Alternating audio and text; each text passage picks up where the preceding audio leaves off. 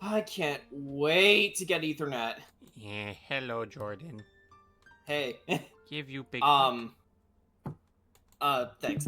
But yeah, I ordered some stuff from Amazon. So the USB and the USB-C port and the Ethernet cable should arrive by Wednesday.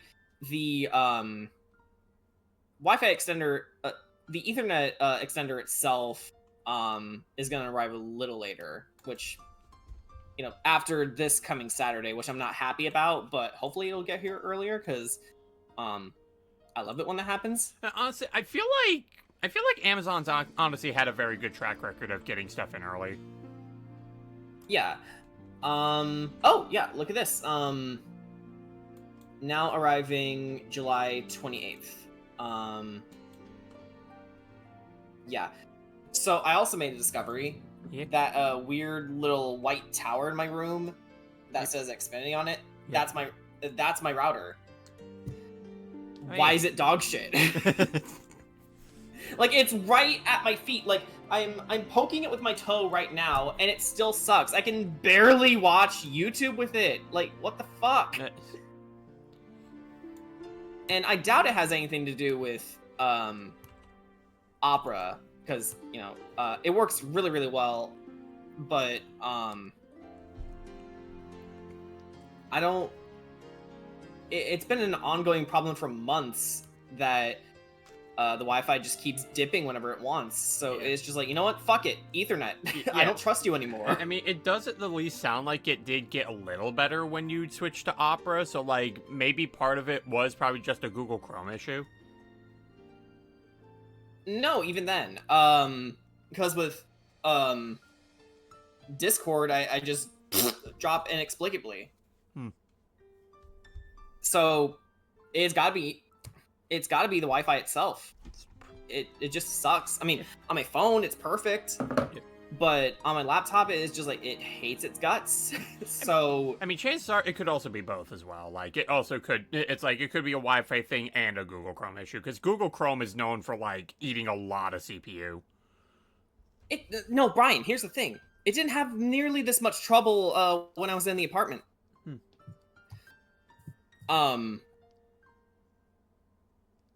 So I'm gonna switch to Ethernet.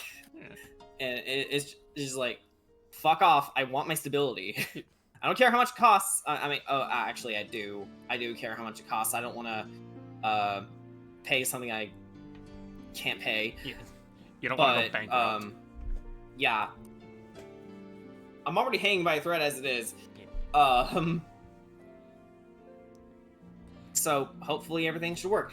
And the router does have an Ethernet port, so I can try it there, and then I'll try it on the Wi-Fi extender. All right. When it arrives, so I won't be completely shit out of luck. All right. By the way, Jordan, so I actually wanted to make mention to this to you yesterday, but I know you were busy with getting commission work done. No, correction. I was getting busy with making sure my tech worked. That's also fair, but yeah. So the problem wasn't my tech at all; it was my internet. Okay. But there may be a game coming out that you and me could end up doing some playthroughs of, and it's Ninja Turtles related. Oh, okay. What's that? So, have you heard of a game called TMNT Splintered Fate? I actually haven't, no. Okay, so, it is a TMNT roguelike.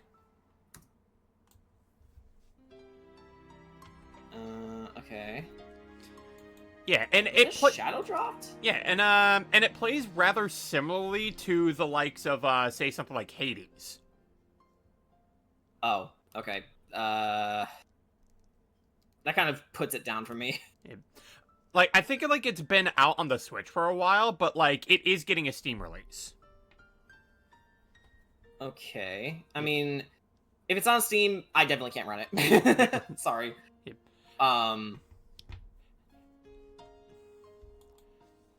They got Yuri Lowenthal to voice Mikey.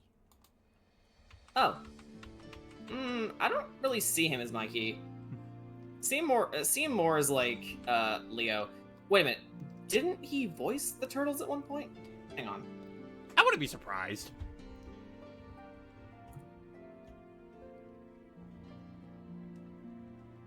Let's see. Oh, he voiced Donnie in Out of the Shadows. Wait, what's that one again? Oh god, it's the one with the butt ugly designs. Crouching turtle, hidden brain. Crouching turtle, hidden brain. So you just said that. Crouching oh, he turtle, voiced Leo in Pizza Friday, which is actually one part of like a series of TMNT related shorts. That was released on Nick a while back. Yeah. 2016, I want to say. Yeah.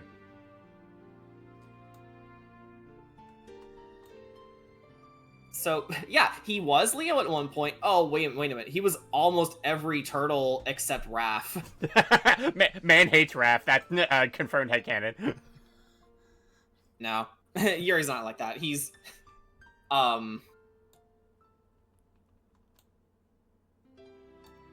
Like, the dude is basically Spider-Man, so, maybe let's not put that label on him. That's true. I just think it's funny. It's like, alright, cool. I'll voice every Ninja Turtle possible, even Raph, except him. We have history. And it turns out that it was Raph who beat up Yuri for lunch money every day. Wait a minute. How did he beat up Yuri for his lunch money? Wouldn't Raph technically not be born yet? Isn't Raph 15? Listen, you don't know the pain and torture it is when you're never allowed to age because the fiction won't allow you to. You know, it would be... Well, okay. In fairness, there is a couple storylines where the turtles are adults. It's just a shame that some of the more well-known ones nowadays involves most of them dying. Yeah. I mean, unfortunately... Like, in The Last Ronin, Mikey's the only one left. Yeah, I mean, unfortunately, that kind of comes with the territory when you're a ninja. Right, but also, I want all my turtle boys to live. Don't kill them. Especially not Leo. Writer with the pen. I'ma kill them, especially Leo. Oh, you're just doing this out of spite now, aren't you? Oh, piss off. It's like, wait a minute. Who are you? The boys writer! Oh, they fucking would. Alright, and with that countdown done and over with, hello everyone, it is I, Realmore, as PNG YouTuber, predominantly does artwork. Welcome to day 17 of the lore-a-thon. I am about to confuse the shit out of a lot of people when I upload this VOD. Is it purely because of my characters? No, it mainly just has to do with the fact that I'll be uploading this as like, wait, day 17, where's 15 and 16? Oh. I mean, that's also fair. Yeah, but it's like, you know, listen, I told you guys before, those were going to be Twitch exclusive sessions, so, I mean, the VODs are still here on Twitch, but, Oh yeah, that's right. Yeah, it'll only be a matter of time until Twitch is like, yeetus deletus. But, yeah, as Jordan said here, I'm going to be working on an image that actually features one of his characters, that being Alex. So, honestly, then probably not going to be too much lore being given here. I mean, you guys are still free to ask questions about stuff if you want, but this is definitely going to feel more of like a nice, chill hangout stream. Something I think a lot of us probably need. Yeah, definitely. Yeah, and you know, plus, you know, I like Jordan's character. I like Alex. She's a cool. It's been a while since I've been able to actually sit down and write stuff with her, but yeah, I'm still very much proud of her. Yeah.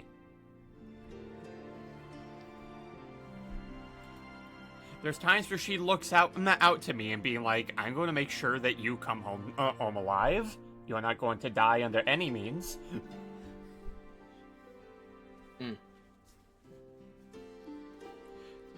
Because I swear if you get yourself killed, I'm going to murder you.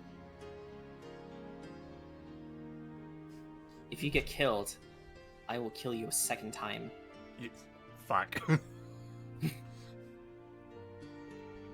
Alright, but yeah, okay. I think we were talking about this off stream, but definitely a Wi-Fi issue. I'll be happy to get that Ethernet thing. Yeah. Because I tried to look up Twitch, and it is fucking up. Oh no. Computer. Purely because, yeah.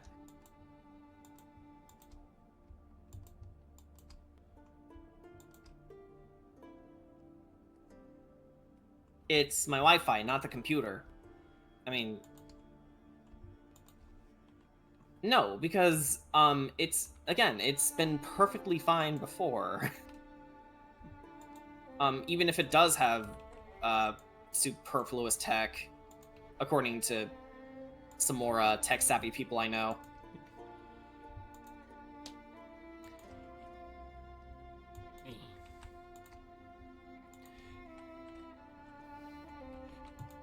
Is it go, hey, would you like to get another update for your PC? Stop updating every 2 fucking seconds! I mean, part of the stuttering is why I also haven't been using my laptop lately. Because it's just, like, what's the point if it's just gonna keep stuttering every 2 seconds? I mean, I mitigated a lot of the problems, so I was glad I was able to do that. At the same time, though, it's just, if I'm gonna use tech, I would prefer to be able to use it. But yeah, the first part of my order is gonna arrive this Wednesday. Alright. And I guess I should also make this statement as well, because man, I can't believe it, guys. It finally became a thing. I have in fact streamed every single day this week. Holy shit. Yeah. As you can see, though, by the schedule, next week's going to be very much different, because I am going to be taking Sunday off to give myself a bit of a rest, but I'm also going to be having some more days off, aside from just Strixhaven, but also starting Friday, I will actually be out of town.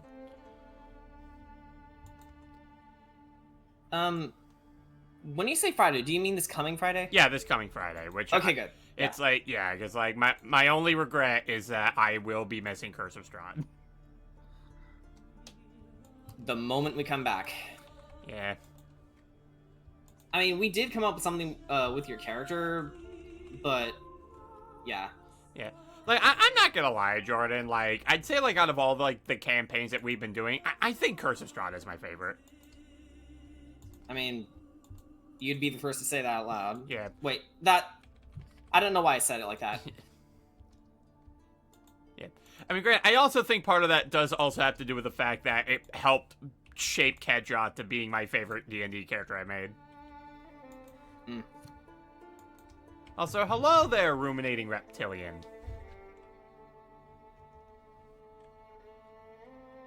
That's still such a great name.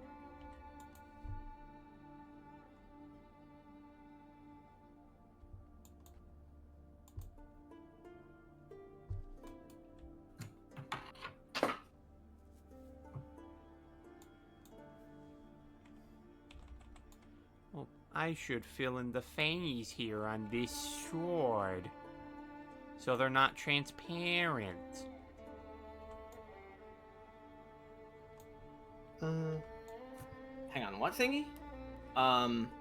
Just the fangs Oh, part yeah. of Alex. Oh, yeah, one of the slides. Oh, for the record, those are made of the same material. Oh, okay. As, the bands of the blade. Okay. Yeah, there you go.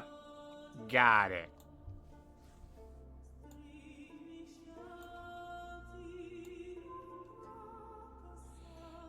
But, Ruminating Reptilian. So, I know, you've only recently just started, watching some of these streams here and there, but, this was actually a piece that I was working on some time ago involving, my buddy here, the Kooky Celtic. This is his, the one in the cape. That's his character, Alexandra Vega Arc, who is a monster hunter. Hmm.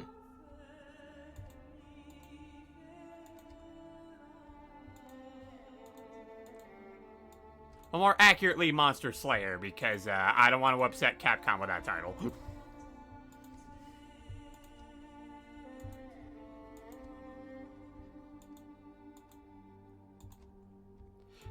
It's like they just suddenly look over the street. It's like, I'm sorry, this character's a what now? It's like, I mean, Monster Hunter isn't that unique of a thing to say. Yeah. It's like, first of all, you're copying me when I said I had a plan. It's like, no, everyone said that. It's not that unique of a thing to say. Well, secondly, how much of a plan? Like, 12%? 12%? Really? That's not a real laugh. It's real! It is the most realist, genuine laugh I have had in years! I am Groot. So what if it's better than 10%? What the hell is it? See? He understands. But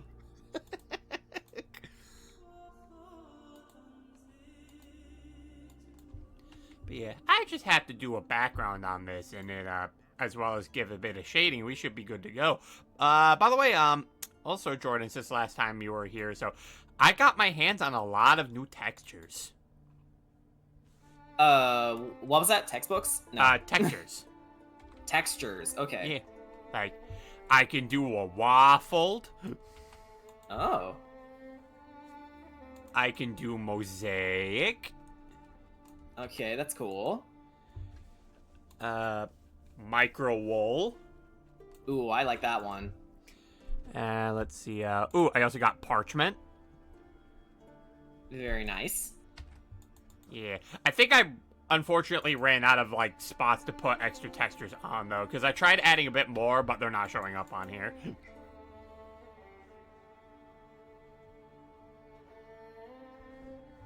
Alrighty then. Yeah. And,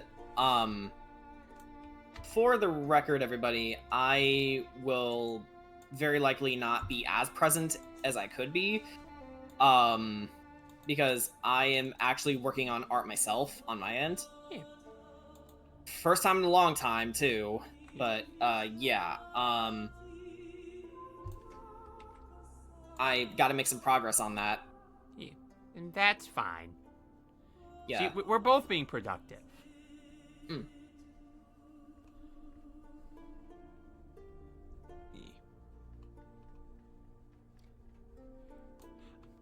Although I will say, so yesterday I unlocked an ancient memory for myself. What's that? Nate wants to battle's original Zelda song, Evil King. Okay. Yep. And I made sure to link it to Doodles and Don'ts. Just be like, hey, did you know your husband has a theme song?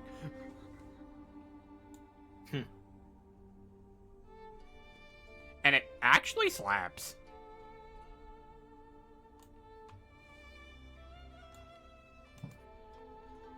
Okay. But yeah, it's like, I will also say, like, definitely, like, for this playlist, I decided that since it was going to be involving both mine and his characters, I made sure to include tracks that both of our characters could be associated with, because, fun fact, this is a crossover that we do want to eventually be a thing. Absolutely, yeah. Yeah. If not for the fact that we can make, one of our couples actually canon. Yeah, it's already canon in our hearts, but it would be nice to fully officiate it, you know? Yeah. The trickiest part is figuring out what the crossover will entail. Yeah, which, you know, it's something I'm sure we can, like, talk about later on our own time. Yeah. As it stands, I'm currently undergoing some revisions for my story. Mm-hmm. Another thing too is like getting proper inspiration to continue that. Because a lot of things have been happening on my end, and it's just been like draining me creatively. Yeah. So that's part of it too. Like I haven't done a serious art project in over I want to say a year, which is bad. So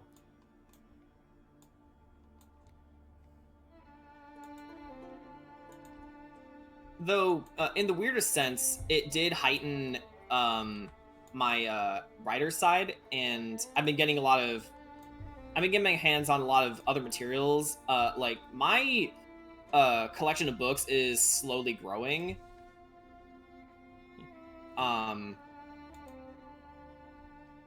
For example, I have a book on the history of black magic.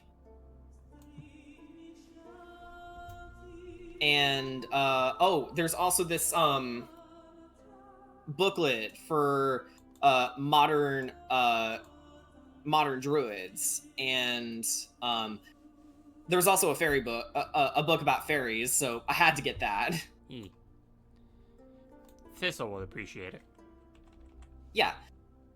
Specifically because he is based on unseelie fairies, so he's not the Tinkerbell stereotype that, you know, most young girls would know. Yeah. So like Tinkerbell and all that. Yeah. The Tink. Yeah.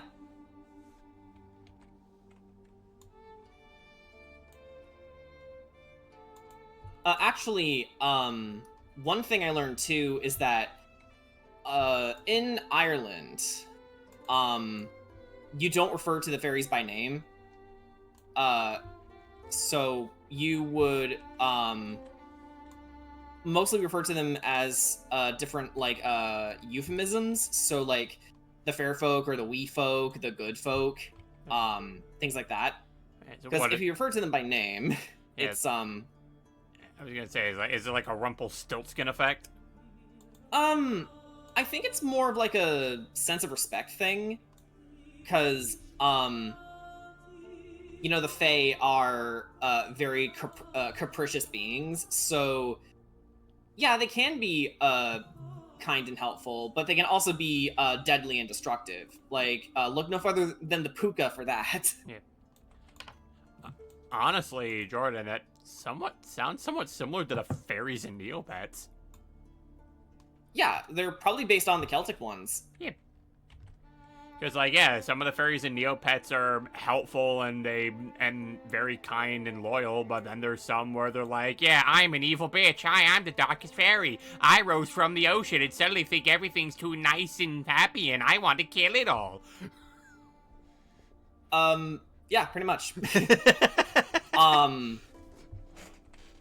And at least for hags, they are considered a type of fairy in the way that they often whisk away children.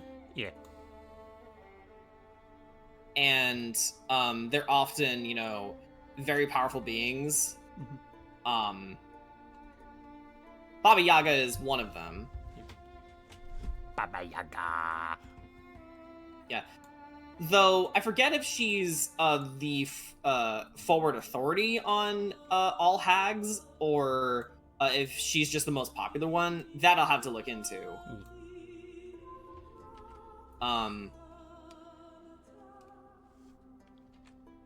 So that's another change I got to implement. Make fairy kind more prominent.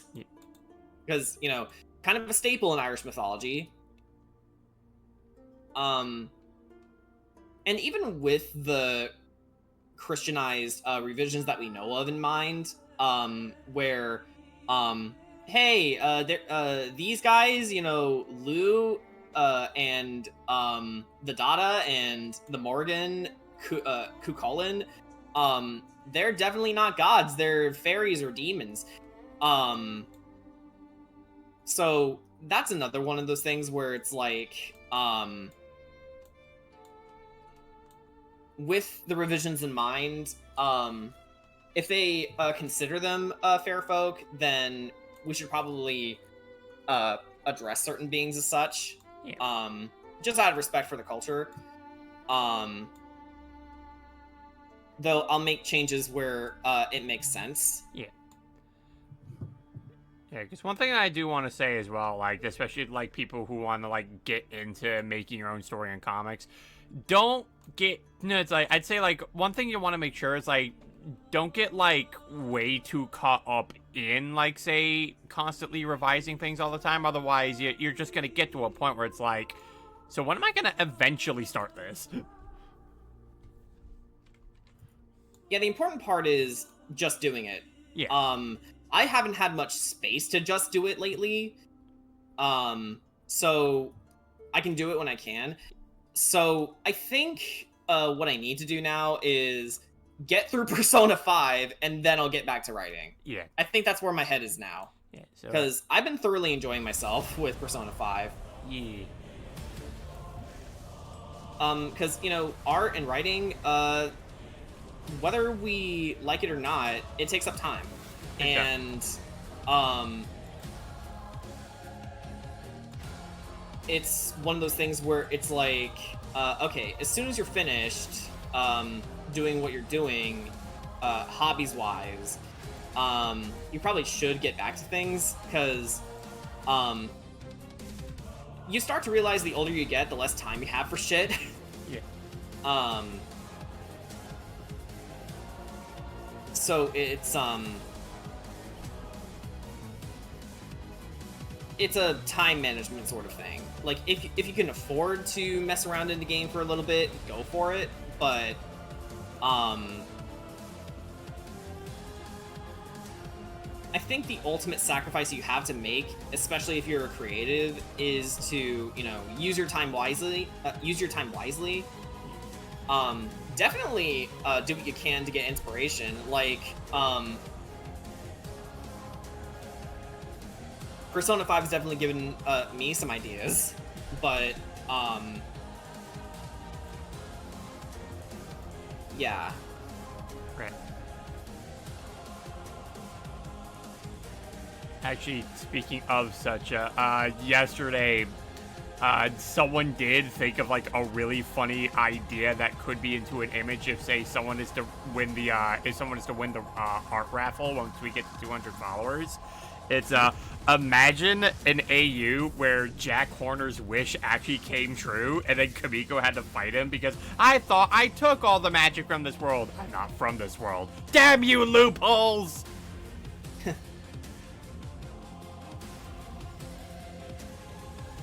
Okay, well, I'm listening to music right now, and that's not dipping every two fucking milliseconds. Oh. Double standards. Double spinning edge. Double spinning edge. And then Rex dies. And then gets revived. Thanks, Pyra. Does it again. No, stop that, Rex. Pyra's more, well, I thought in Xenoblade 2, every single blade is sort of like the augmentation of their driver's power, and, you know, you can't play as them. Unfortunately, because I would have definitely loved to play as Pyra for the entirety of Xenoblade 2, but you can't. She's just there to support you. Pigman to chat. Double spinning! Yeah.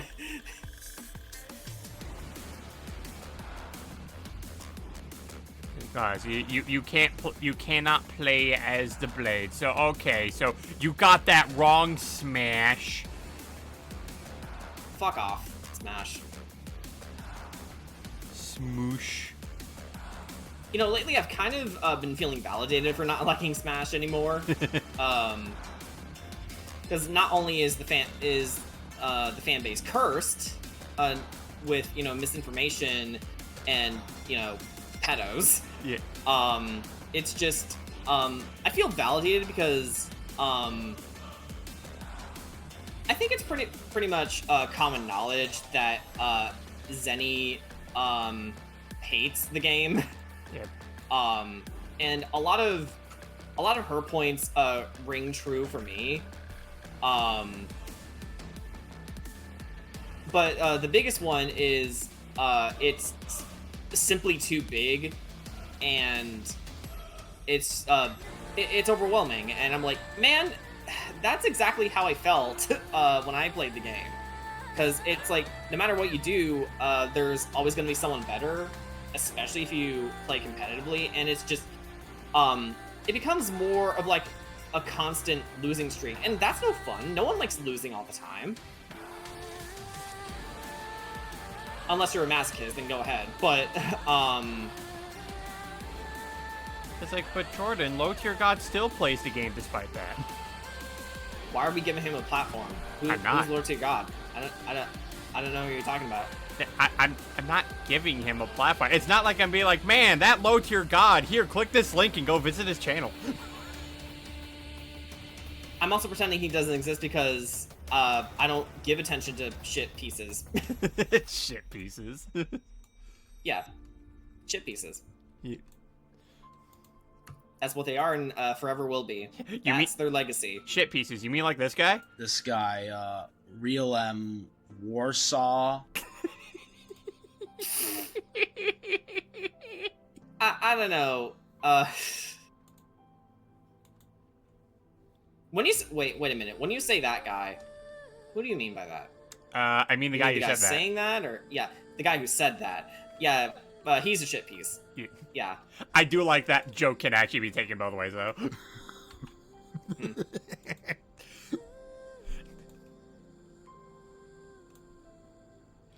It's like, don't worry, that's not Realm Wars, that's real M. Warsaw. He's a real shithead. He's my Bizarro World counterpart. Yeah, he's my Bizarro World counterpart. Yeah. Hang on.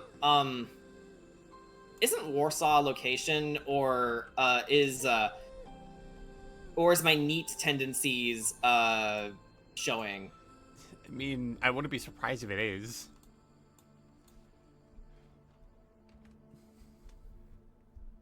Now I have to look it up. Hang on.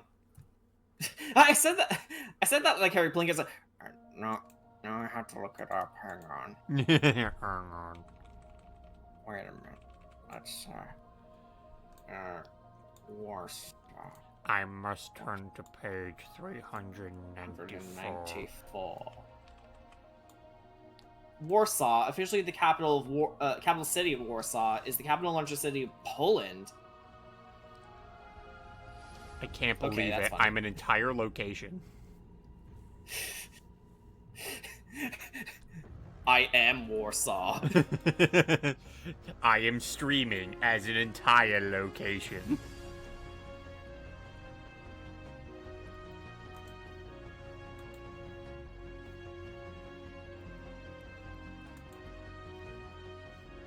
So, Shadow Generations.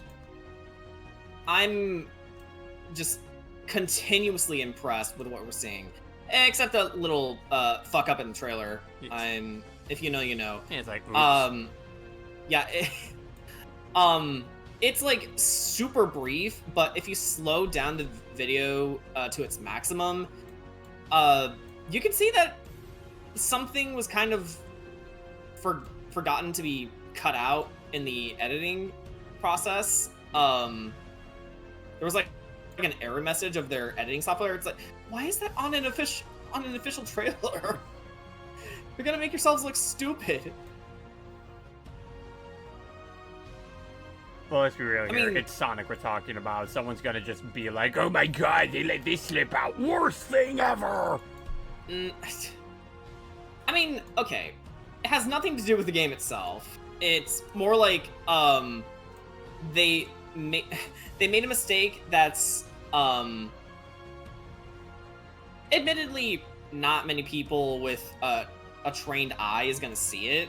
But given that I have worked with editing software in college, I can sort of pinpoint when there's like a video error, and it's like, why didn't you cut this out while you were in the editing process? Were you overworked? Because I'm pretty sure Sega came up with the first unionized video game company, which, again, I'm super happy they did that. That's so awesome. But I don't know, check your work next time. Well, I also just say this because, you know, again, Sonic is just cursed to always be criticized for, like, the smallest of things. Yeah, like having good writing and a good writer. Yeah. Yeah, they'll find one glitch in a Sonic game, be like, oh my god, guys, look at this, worst thing ever! And you essentially get XP to level 3's, X is dumb. Yep. Like, for example, the one where he really stopped, well, I say that, but he kind of did it again in another video, just under a different name. But the biggest one that even he couldn't, give himself credit for was, saving throws are dumb. Yep. Like, he said it like he just ran he finished running Tomb of Annihilation while making this book called The Questonomicon, which really great resource if you want to get like one shot or two shots in for level 1 characters, maybe as like a hook for a main campaign or whatever.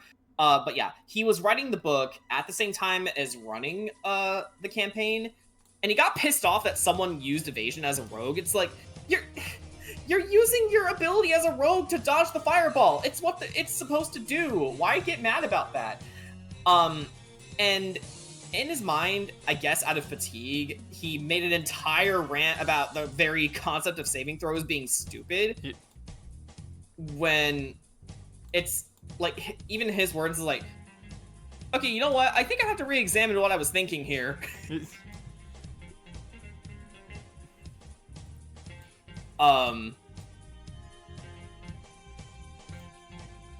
And his reaction video to his own video is super hilarious, because then it got to the point where he actively hated himself for saying all those things, and the kicker, it's because he looked up the definition of game.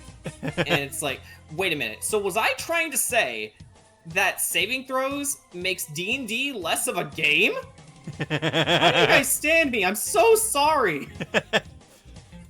And then, you know what, I think maybe someone, I guess the person behind D&D 5e were like, wait, hold on, this guy's kind of spitting. We should remove multiple different class features. So, gun to paladin.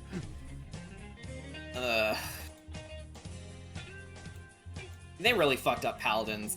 Didn't they fuck up rangers too? If they so, there's did. gonna be war.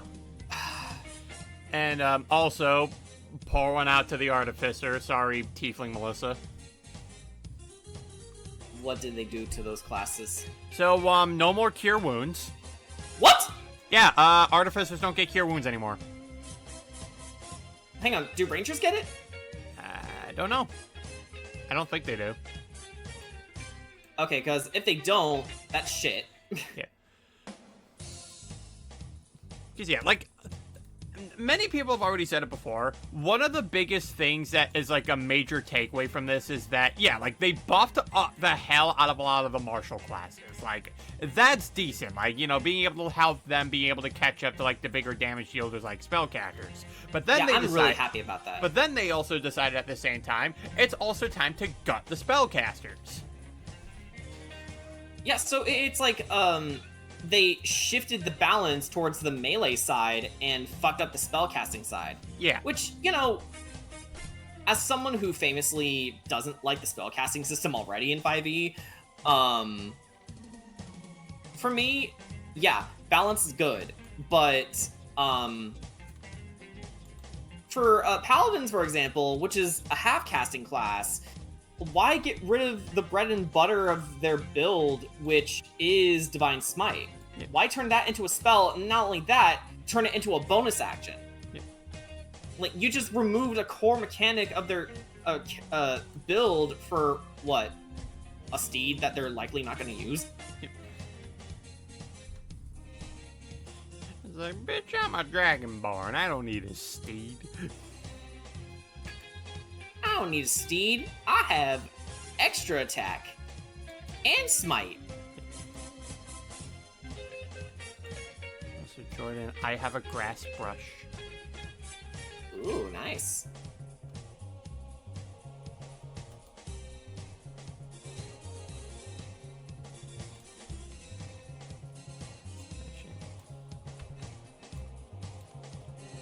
It's just like having a random mouse cursor in a cutscene, and I know this happened twice in both franchises I've played. Yeah. Oh yeah, that funny Pokemon game had it. Wait, what? Sword and Shield. Wait, what do you mean? The end. If you looked real closely when you beat the game at like the credits, you can see a mouse cursor. What? Yeah.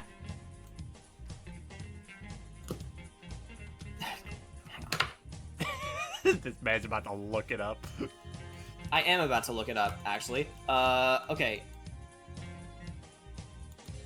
Sword and Shield mouse cursor. This cannot be real. You're playing with me. Hang on.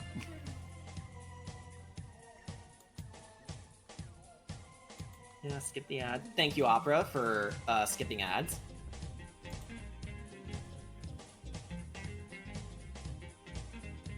Alright, where is it?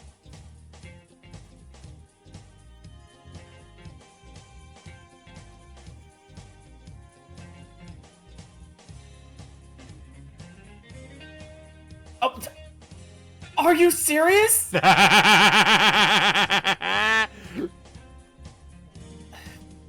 Game Freak, have you considered stop making video games? No. You have to fucking stop. Like, stop bum rushing your shit, please, for your own sakes. So that's gonna add to like my growing shit list for why I don't trust Game Freak anymore.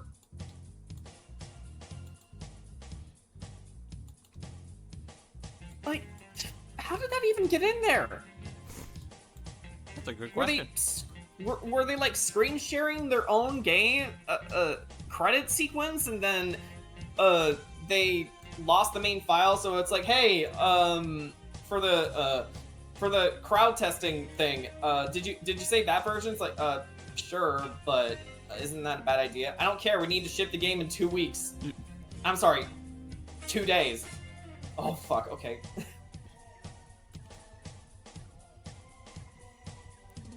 You know what? I'll at least give some good news. Crunchyroll is once again giving me an early birthday gift. Oh yeah, what's that? So they have confirmed that Fairy Tail: The 100-Year Quest is getting an English dub, Okay, awesome. and they got all the original cast back. Yeah, that's awesome. Yeah, so yay, Jeremy Lay's gonna be voicing Lucy again. You know, hearing Jeremy Lay reminds me. If you want an idea for how far into the Persona rabbit hole I've gone into. Yep. So last night I watched a lot of memes, and I also saw the first part of the Japanese stage play. I'm not kidding. I watched the whole thing, and it is cheesy. Like, it's basically the opening part of Persona 5, all the way down to Pedo Man's castle, Yep. and stealing his heart. But it's also part Disney musical. Like, the characters just break out into song for no reason. And, you know, to their credit, the songs are good, and the actors give it everything. But it's just like, it is dripping with cheese. Yeah. Like, Morgana is literally just a Disney mascot. And sometimes the actor is sort of talk to the audience as if they were like, in a kids show. It's like getting them involved and all that. It's like, hey, can you say this? Like, they literally did that. It's just so strange. And I mentioned Pedo Man, because I'm not going to refer to him by name anymore, but you know who he is. Yeah. They made Pedo Man, as much of a piece of shit as he was in the game, but they also made him likable just for the sheer fact that his actor is really good at what he does. Like, he hams it up every 2 seconds, and it's a joy to see. Like, he rocks that Speedo.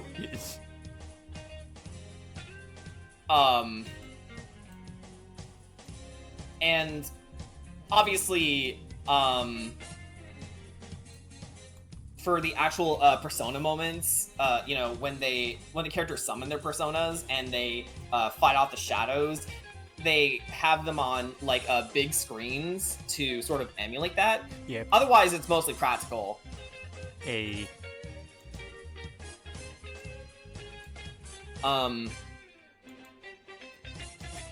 I'm not sure if it's considered cringe of the Persona community, but I think it's charming. Like, they went out of their way to make a stage play of a really good game.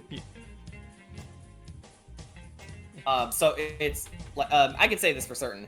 If you like Pokemon, you'll like Persona. 100%. There's a lot more to manage, sure, but nothing a guide can't fix. Say, go to bed, Joker. Oh, Morgana doesn't do that anymore in Royal. Well, not as much. But to my understanding, yes, he was very annoying with that, to the point where people made memes about it. Yep. And as someone who has not been exposed to those memes, I just see Morgana as, aw, my friend. Yeah. Pat him on the head. Mascot. Yeah, our team mascot, which he would definitely deny, and he would say, "I'm the mastermind, damn it!" It's like, not mascot, mastermind. Yeah, like, you people wouldn't be here if it wasn't for me. Show a little more respect. I now just imagine, Jordan, could you imagine, like, if there was, like, a Persona 5 and Fairy Tail promotion where Morgana met Happy? Oh, God, what would that be like?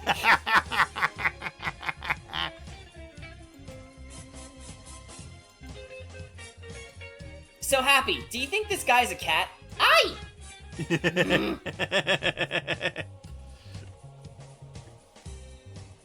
I am not a cat! So, we're in agreement he's a cat, then. Oh, wait, want to see Lucy get accidentally naked again? Wait, what are you talking about? Ah!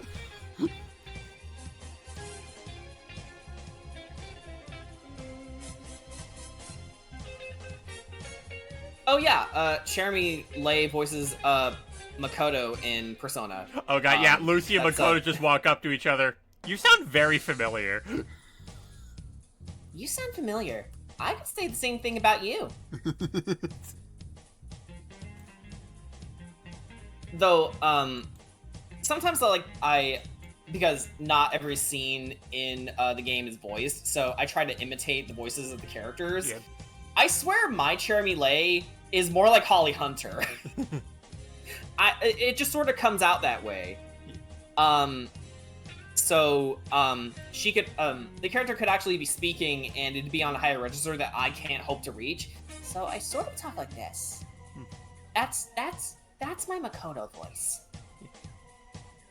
And it makes her sound older than she is. Like, oh, it's the queen. Yas Queen. Which they could totally get away with. If they haven't gotten away with it yet in the game, I haven't been there yet. If they have, I have very high expectations. That being said, Makoto is probably my favorite Phantom Thief because, we're so similar.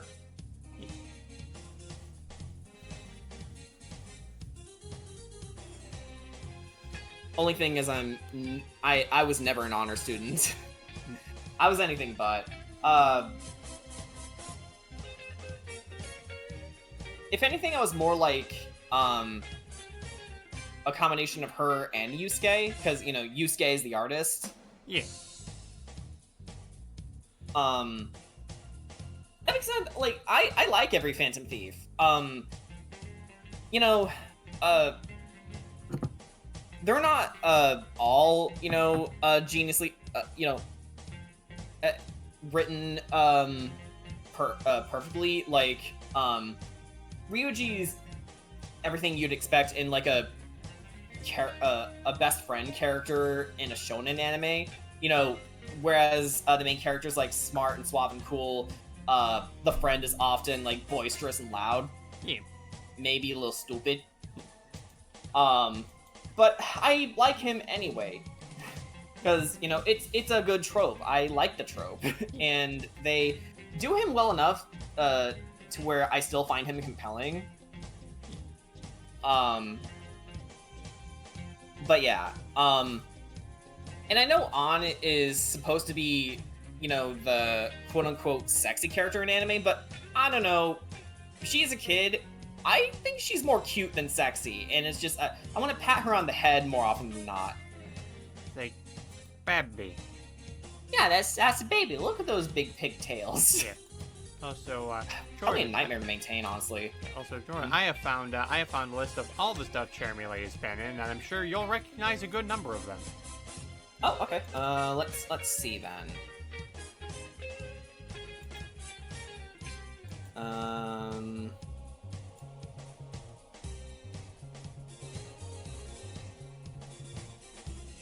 Okay, she was Sonya in Tears of the Kingdom. Mm-hmm.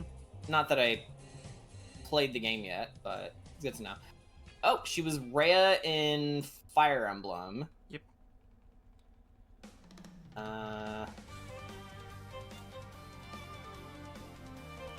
A2 and Nier. I think I'm pronouncing it right. Yep. Yeah.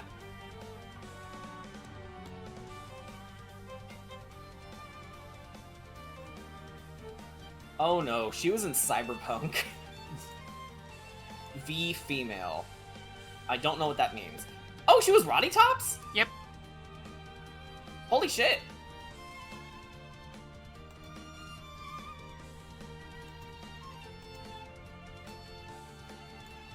What the fuck? Makoto was in Catherine? Well, What are you doing there? Well, I mean, yeah, Atlas.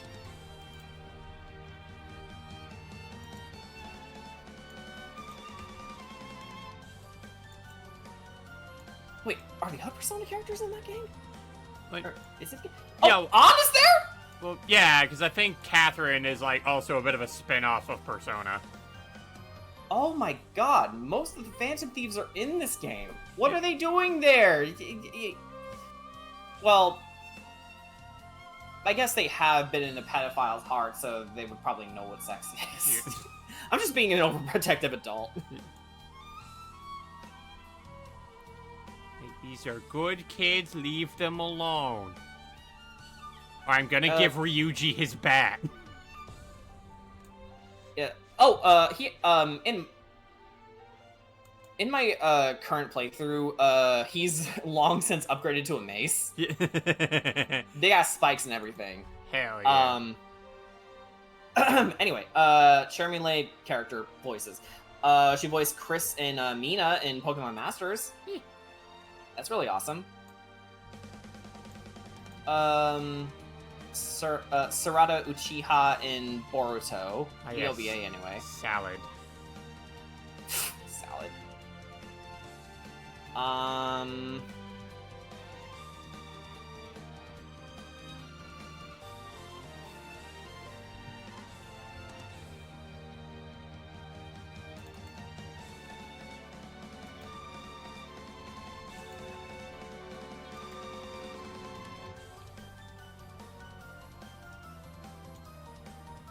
The silence indicates that I don't know who any of these people are.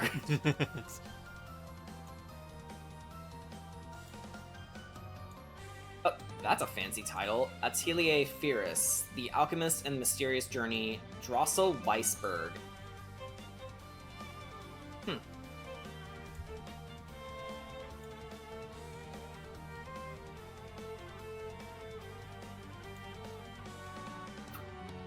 Oh, she was Iris in Pokemon Generations. Oh, Biomon from Digimon. Yeah. That's cool. Fevrier in Street Fighter V? Yep.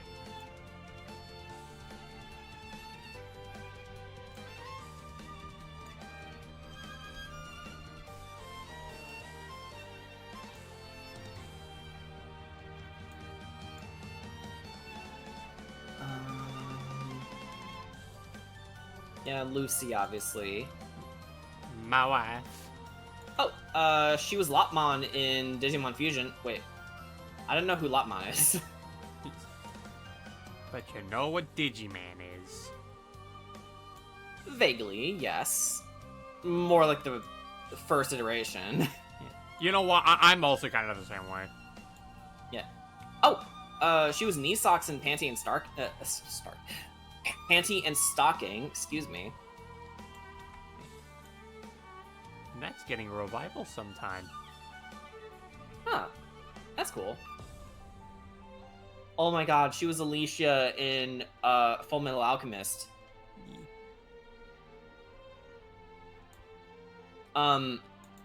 Maze's daughter. Yeah. I'm sad now. Me too. Wow, she's voiced a lot of characters.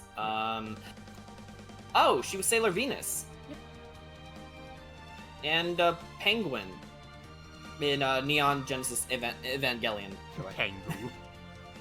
Oh god, 1997? I was a toddler when this released.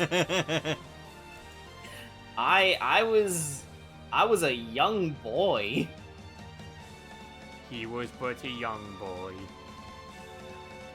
And a lot of background voices in other things. Including One Piece.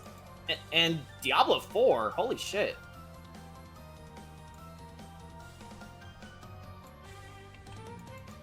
Okay, that's cool.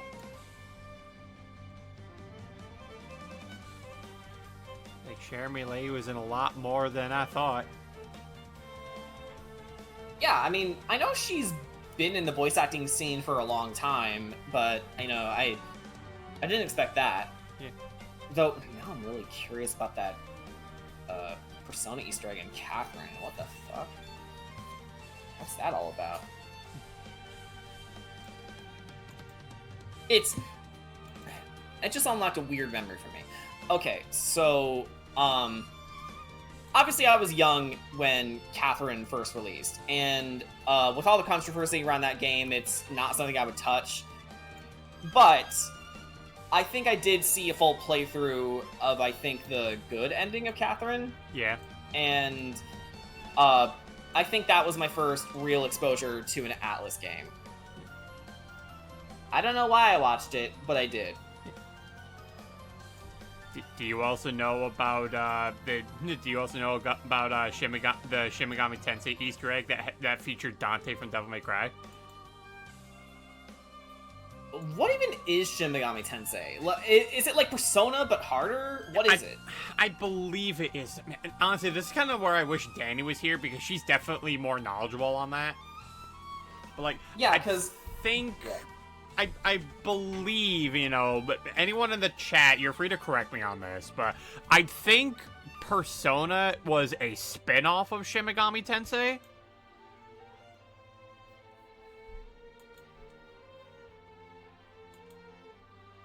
From context clues, that's the sort of vibe I'm getting, where Shimigami Tensei was made first, and then Persona is like made as a spin-off to be like a somewhat easier jump-off point. Yeah. And then it just became its own thing.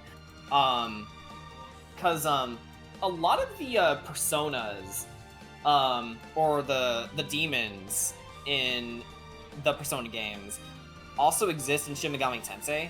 Yeah. So,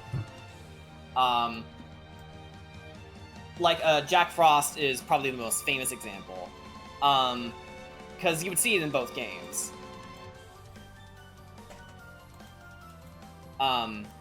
But again, this is where, like, I wish I had more knowledge on that, because, right now, with what little information I have right now, that's the vibe I'm getting. It's just part of the reason I kind of wish Danny was here, because she's definitely more knowledgeable on that. Yeah, but if true, it's kind of funny that Persona is considered the, you know, the Kirby to Shin Megami Tensei's Mario. Yeah. You know, when, how Kirby was made specifically to be, Mario for beginners? Yeah. Because, you know, Kirby can, float, but Mario can't. Yep.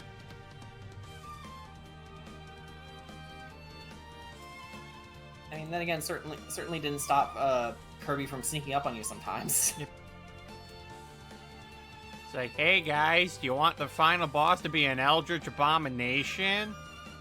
It's, what the fuck is this? Are you crying bloody tears? Man,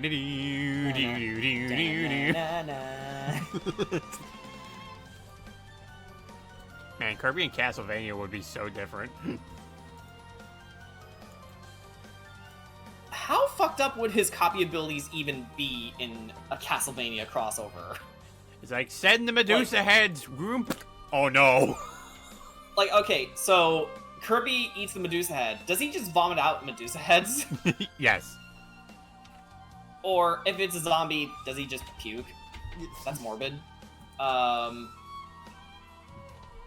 Dracula's the only vampire. Well, next to Carmilla in the games. Yeah.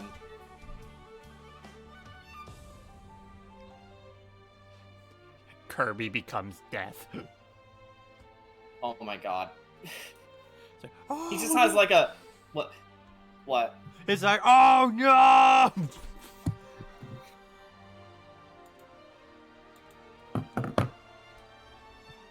Just constantly throw scythes everywhere. Yeah, that threw me the first time when I first played Super Castlevania 4. I was like, wait, what do we do? And it's just, oh yeah, just wait in the corner. And then just whip upwards the whole fight. Because I was doing it the hard way. Yeah. Anyway, speaking of Castlevania, Gears of Fortune. Oh, that's Bloodstained though, but might as well be Castlevania since, you know, Konami clearly doesn't give a shit anymore. Yeah. What happened? Pachinko! I mean, what specifically? More pachinko! And now I'm curious. Also, we don't like Kojima anymore, because he wouldn't let us do what we wanted with him, and he went over budget with Metal Gear Solid 5.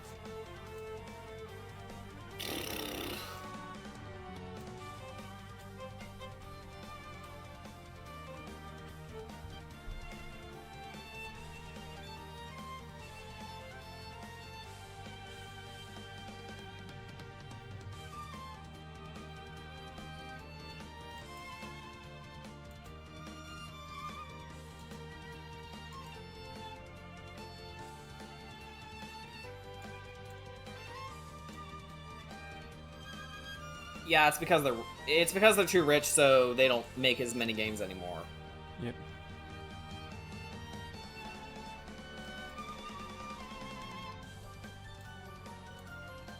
Though this asshole is being matter of fact about it. Word for word, they say the cost of AAA game development continue to rise higher and higher, with each successive console generation, and Konami just isn't interested in trying to keep up anymore.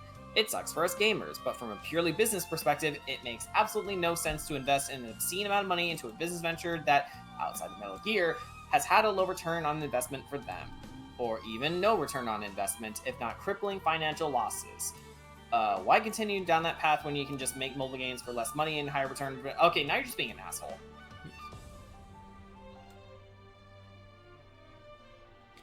It's like, I was with you until you said that. No one likes to know it all. It's like, you know, this is the exact same mindset that convinced Igarashi-san to end up making Bloodstained in the first place. And look how successful that series turned out.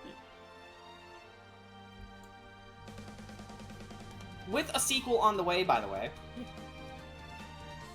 They were just, getting through all the Kickstarter stuff that they promised they would give out. And I think they're done. And it's crazy that we were still getting content to this day. Like, when I replayed Bloodstained recently on that whip run that I was doing, I got a lot of new content, and I'm like, Jesus Christ, they even supported the Switch version. That's really sweet. Yep.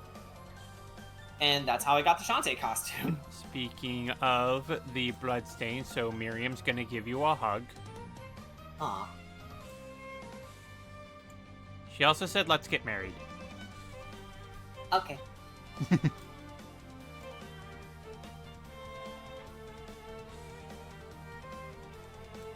She says she'll be in the Shantae costume for the wedding.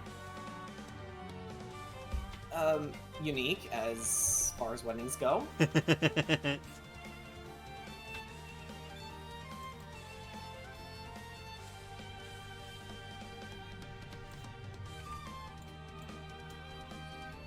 I love this grass brush. It's so good. Yeah. Remember when I used to have to draw each individual blade of grass? No more. Yeah, brushes are awesome. Cue Heaton just suddenly barging, going like, you had to what? I mean, dude, you use a mouse to draw. That's fucked up. I mean, the way you draw, the way you do your art is your prerogative, and I can't take that away from you. It's really cool that you can do that. I can't, though. But at the same time, you're a freak! You're unique, is what I would say. You know, I know it's really easy to get into the insult train, but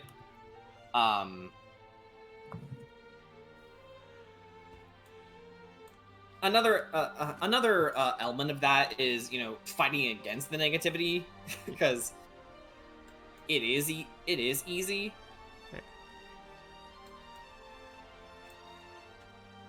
And I know, like, some people are probably just built different around it, but I'm also just like, listen, I can handle it. Me personally, I can't. Yeah.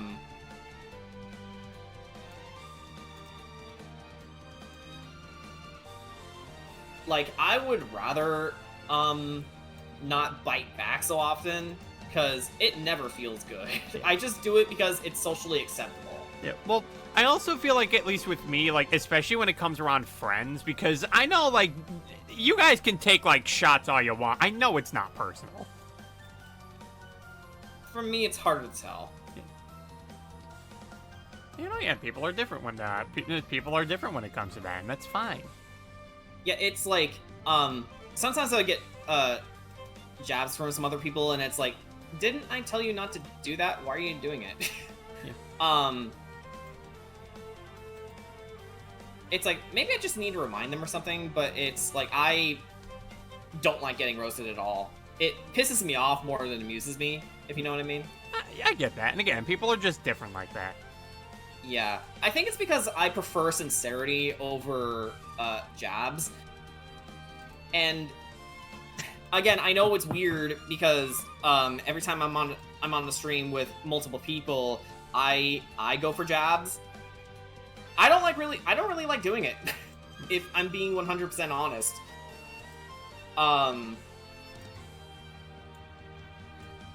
It's more like an effort to fit in, if that makes sense.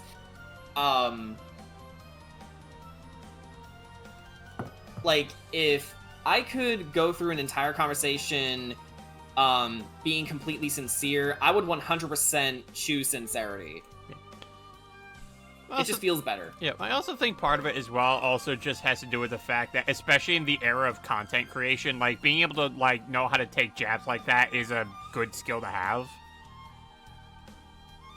I think, which is ultimately why I quit. Yeah, because one thing that you definitely do have to remember, like, when you are, like, in the field of content creation is that, like, sure, you may end up getting, like, some playful jabs here and there, but you can also end up, like, finding some of those kind of people who are genuinely dickheads about things, and, like, being able to know how to just shrug those off is a good skill to have, because it's like, I mean, yeah, you're just here to be an absolute fucking loser, so I don't need to care about what you say. And for, many people who do that, it's like, I probably should be a lot more upfront about it, but I would just look at them and go, "Hey, we're not there yet. Please don't do that." Sir, this is a Wendy's. I mean, if you want to be sarcastic about it, sure, but I would just be like, "Hey, we're not there yet. Can you please not do that with me? Yeah. Thanks." There are also just some people, too, out there where it's like, you know what? You kind of need to get hit in the ego. Yeah, because, I think that's also why I find, bathos annoying nowadays, because, and I mean specifically the quote-unquote MCU humor. Yeah. You know what I'm talking about. Yep. Where they undercut a genuine, heartfelt moment, even if, if someone had just died, they still feel the need to make jokes. It's like, dude, your someone's brother just got shot to death by a rain of bullets. Stop joking around. Didn't see Take that it one seriously. coming, did you? Fire the writer. Kill them. It's like, whoa, okay. Send them to the penis explosion chamber. Whack his pee-pee.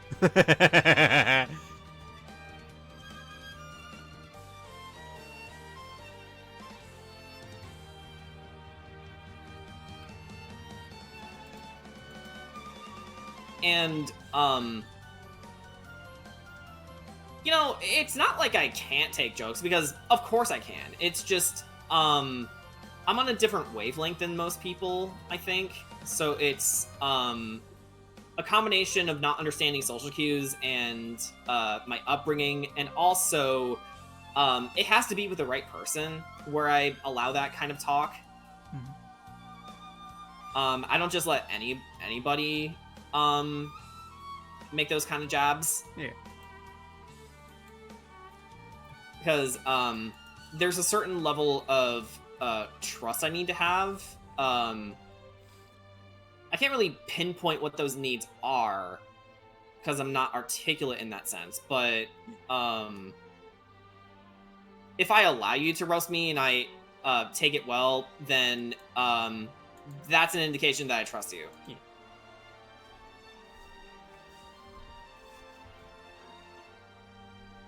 And now Melia gives you a hug. Yay.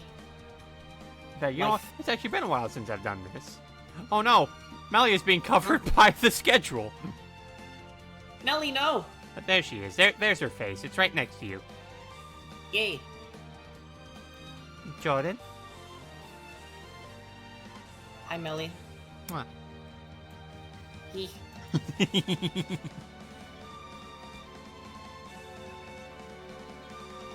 I personally don't like MCU style humor. Was always bad. I think the problem is some franchises feel the need to emulate it where it doesn't belong. Exactly. Like, could you imagine... I'm totally stealing this bit from Overly Sarcastic, but could you imagine if fucking Tolkien did shit like that? No, I know the exact bit you're talking about, and it's like, I 100% agree.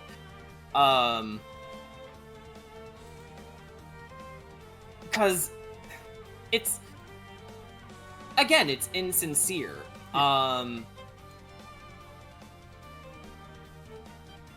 And I'm not saying MCU humor is bad. I didn't say that at all, I don't think, right? Well, no, I just... Ruminating Reptilian saying they think it was bad. Yeah. Okay. I mean, it's definitely overdone. I think the one of the only franchises to do it properly is Guardians of the Galaxy, but that's also because James Gunn is a good writer and director. And, you know, Guardians of the Galaxy is already just super silly as is. But even so, it can also be very touching and serious when it has to be. Like, Guardians of the Galaxy 3 is the darkest movie in that series of movies. Yep. And they don't hold anything back, and I think that's really powerful. Yep. Because, you know, emotional scenes hit way harder in a comedy than it does, you know, in genres I think are even designed to be dark. Because it just hits you way harder. Yeah. Because you're not expecting it.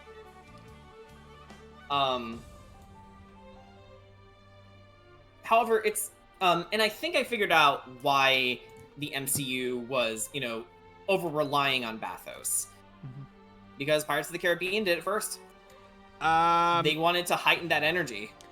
No, I think there may have been another reason aside from pirates that ended up resulting in it. And What I do you think, mean? and it mainly just has to do with the fact that we actually had one character who, within the MCU, whose humor was just so revolutionary to the character that they wanted to keep trying to capture it. Hi, Tony Stark. Hey, Iron Man. Yeah, like, Iron Man benefits from it because, you know, he starts off as a dickhead and is, you know, weaving his way to become a better man, but at the same time, you know, he's still a narcissistic dickbag who thinks he knows everything. It's also just, you know, Robert Downey Jr.'s natural charisma rubbing off on the character, making him what he is known as today. Yeah.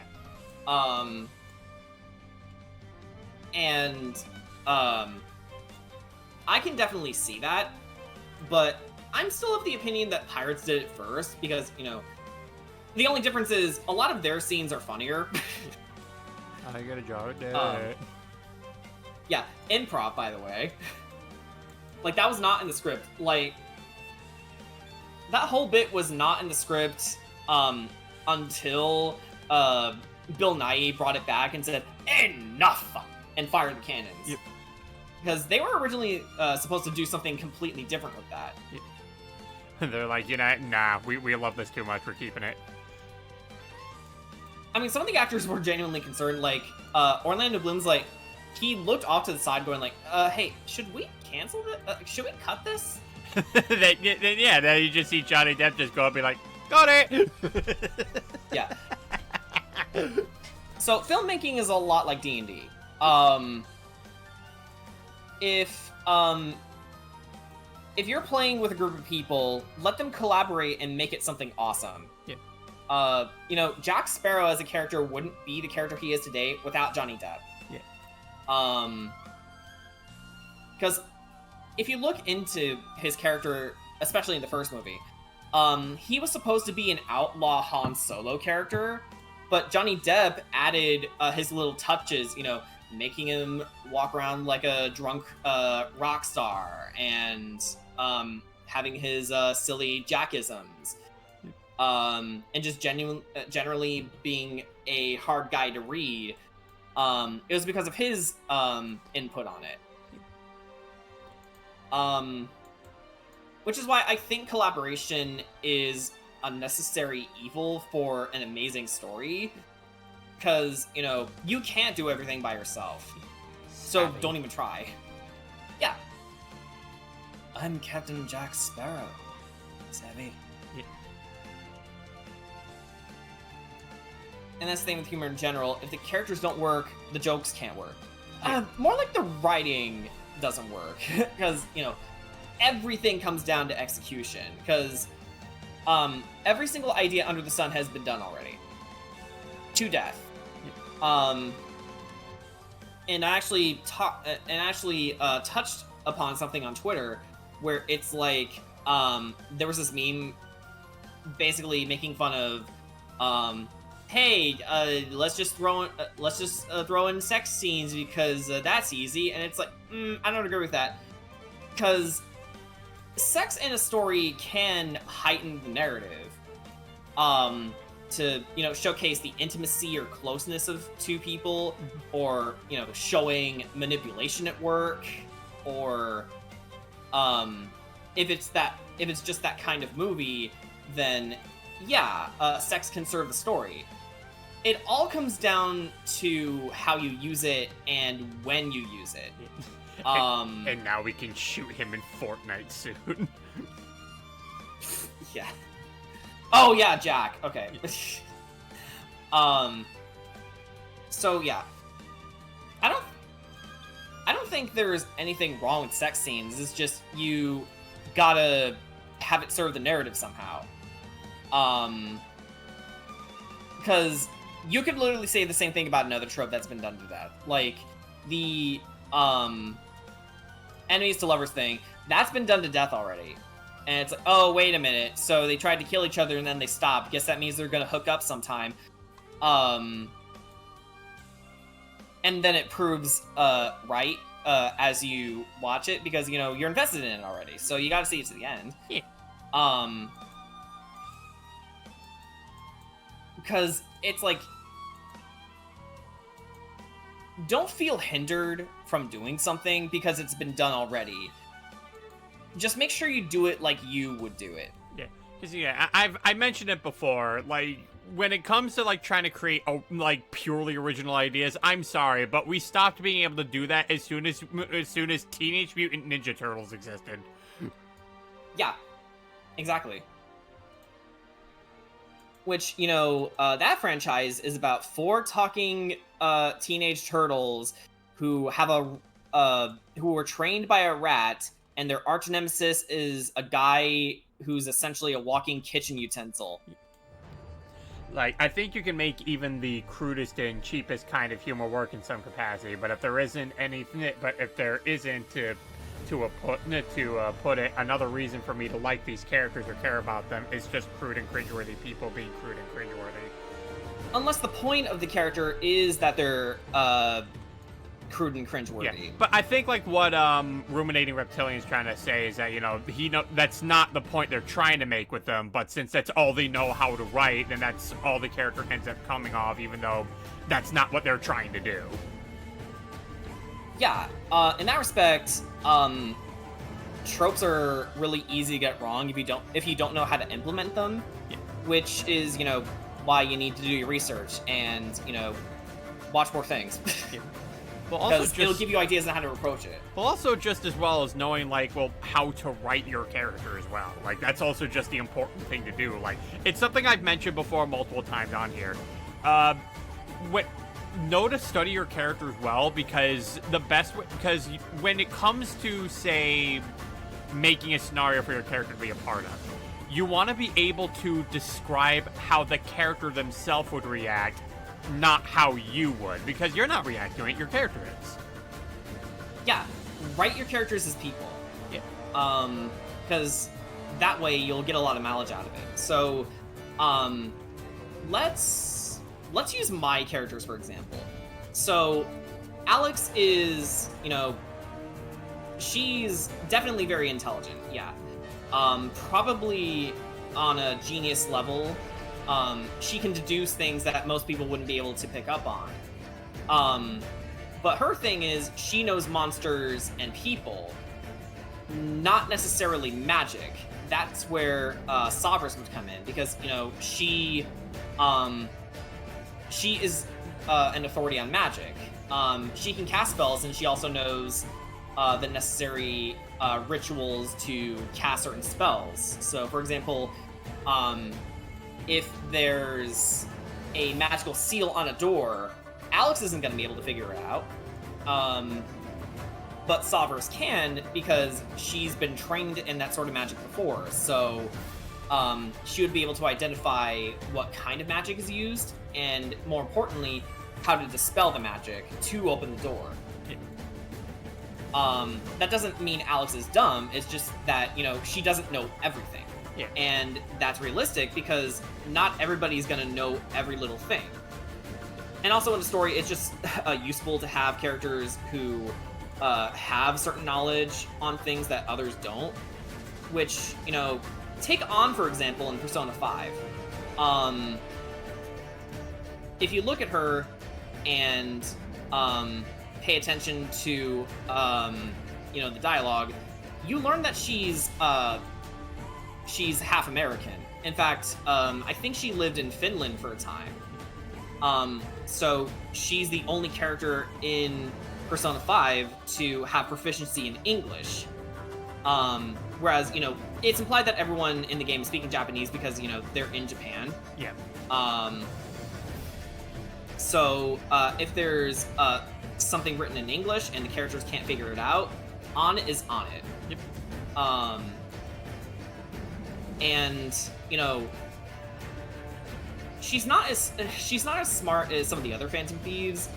She's smarter than Ryuji though, so that's something. But when it comes to English, she's like the go-to girl for that.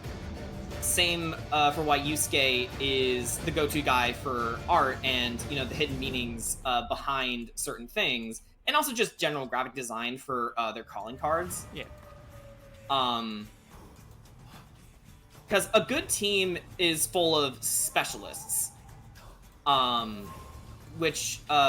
who do their jobs and do it well. That's how I would like to. That's how I like to write my characters. They excel in a certain set of skills that others don't necessarily have mastery in.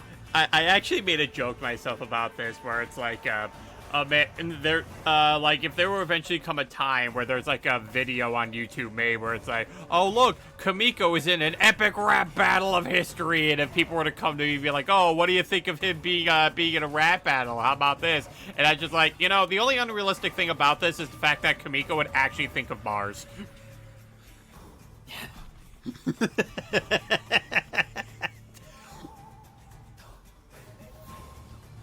But, like, that's also what I mean, too. Like, you know, sometimes, like, yeah, you just gotta imagine, like, something that your character, like, you have to, like, think more, like, how your character would respond or react to certain kind of scenarios. Where, like, yeah, like, sure, you could be like, oh, Kamiko was so cool in this rap battle, right? It's like, I mean, yeah, totally. But at the same time, I would also just be like, the most unrealistic aspect about it is the fact that Kamiko managed to come up with bars. Yeah.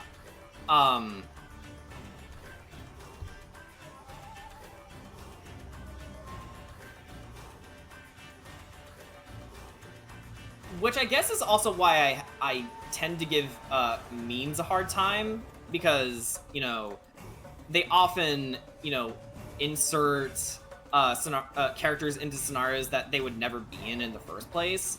It's on occasion, Flanderization. it's exactly it is Flanderization. It's taking one quality of their character and exaggerating it until it's nothing but that. Which is why, I'm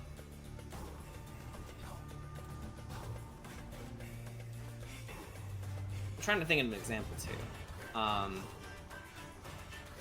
It's okay, Jordan. You can talk about Sonic. I was about to bring up Sonic, actually.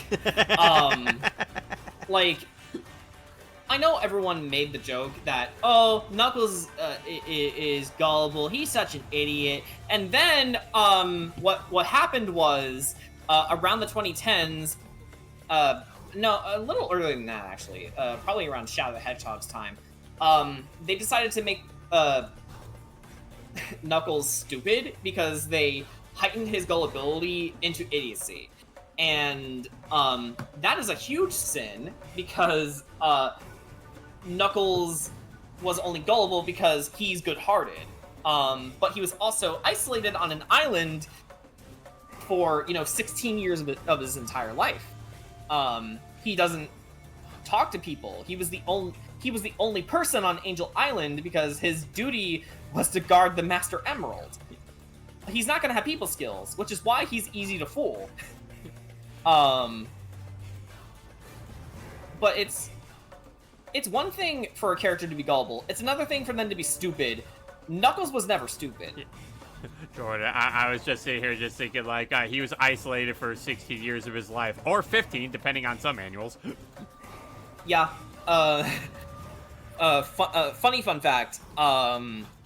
In the original manual of Sonic 3 and Knuckles, Knuckles is actually a year younger than Sonic. Sonic was stated to be 16, but Knuckles was stated to be 15. They flipped that in Sonic Heroes, which, you know, I subscribe to the Sonic Heroes age rating a lot more, because I just think it is more interesting. It also lends credence to, you know, Sonic being as bold as he is, because, you know, he's a 15-year-old kid, so he's a little devil may care. Yep. But another thing related to my earlier point is Sonic's flanderization was just as bad, because he stopped being kind around Sonic Colors. He was more okay with insulting people, which, you know, he wouldn't just do it willy-nilly. Sonic is more, he's way more playful than that. He would make a jab at you, but it's more in the sense he's just having fun with you. Yeah. Unless you're Eggman, but even then, Eggman kind of deserves it. Yeah, because Eggman is, you know, he's using living beings and turning them into robots. That's horrible. Yeah. And Sonic hates oppression. Like, that's one of the hallmarks of his character. He hates oppression and oppressors. Which is why he will gleefully insult Eggman whenever he gets the chance to. Which is why, you know, he called him Eggman in Sonic Adventure, because he wanted to annoy the fuck out of him. Yep. He knows his name is Robotnik. He just doesn't care. Yep. And then Eggman, in turn, decided to make the name his own, because, you know, he's petty like that. Yeah. I'm not accepting Baldy Weak Nose Hair, though. I will never accept that. I like that Ian Flynn even thinks that joke wasn't funny. Yeah, it never was. We like to pretend it. Maybe at one point, it got a little chuckle out of us, but man, that writer did not know his characters. Like, he stated word for word, oh, I just looked them up on YouTube and read their Wikipedia articles, and that's how I got the characters. It's like, that should have been your red flag right there! It's like, yes, that's who we should trust to write our character. And that's sort of why I subscribe to the belief that you have to be a fan of something in order to write it well. Because, I'm starting to see this in the Netflix Castlevania series, because when compared to, for example, Hector's interpretation here, when compared to, and I know comparison is the weakest form of criticism, but in this case it's unavoidable. Hector is, you know, a lot more of a noble character. But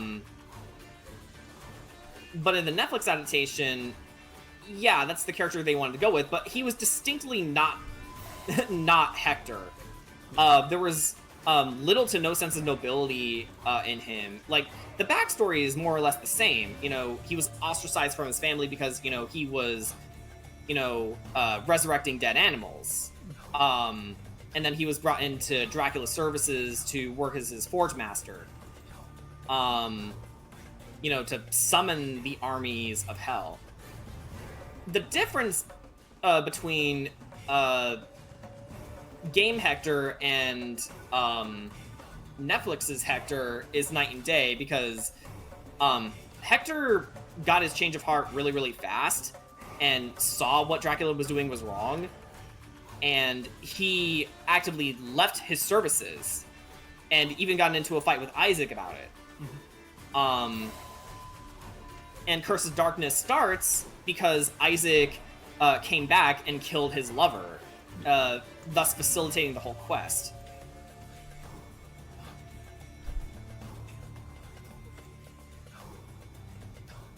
it's like, you know, Netflix Hector is still good. He's just not the Hector from the games.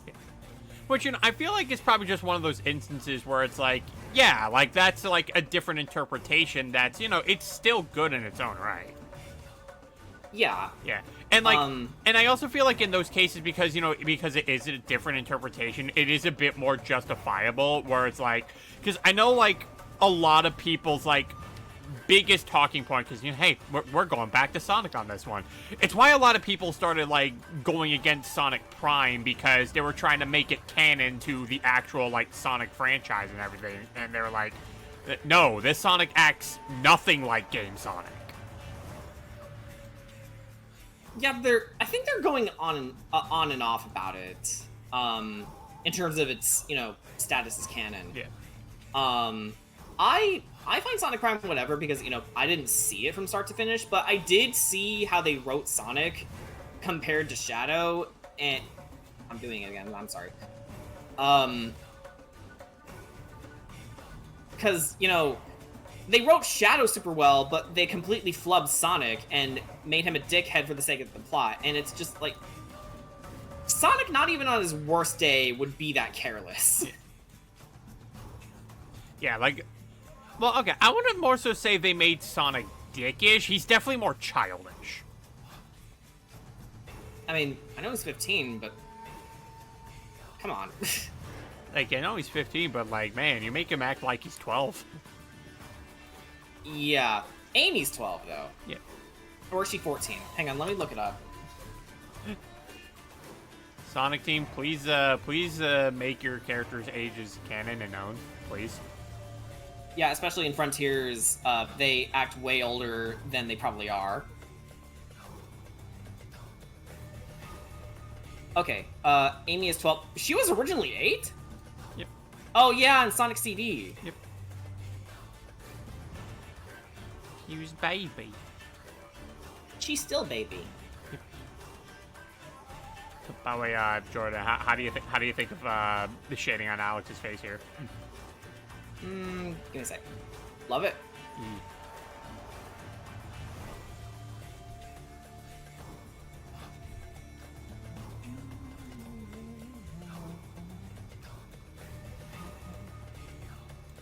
See, Jordan trusts me with this character because he knows I like her.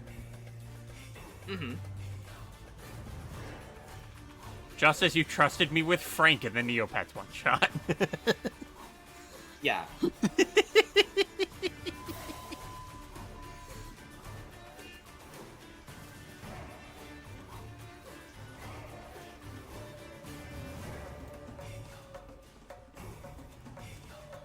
Because, Frankfurt is, he's probably gonna be the continuous,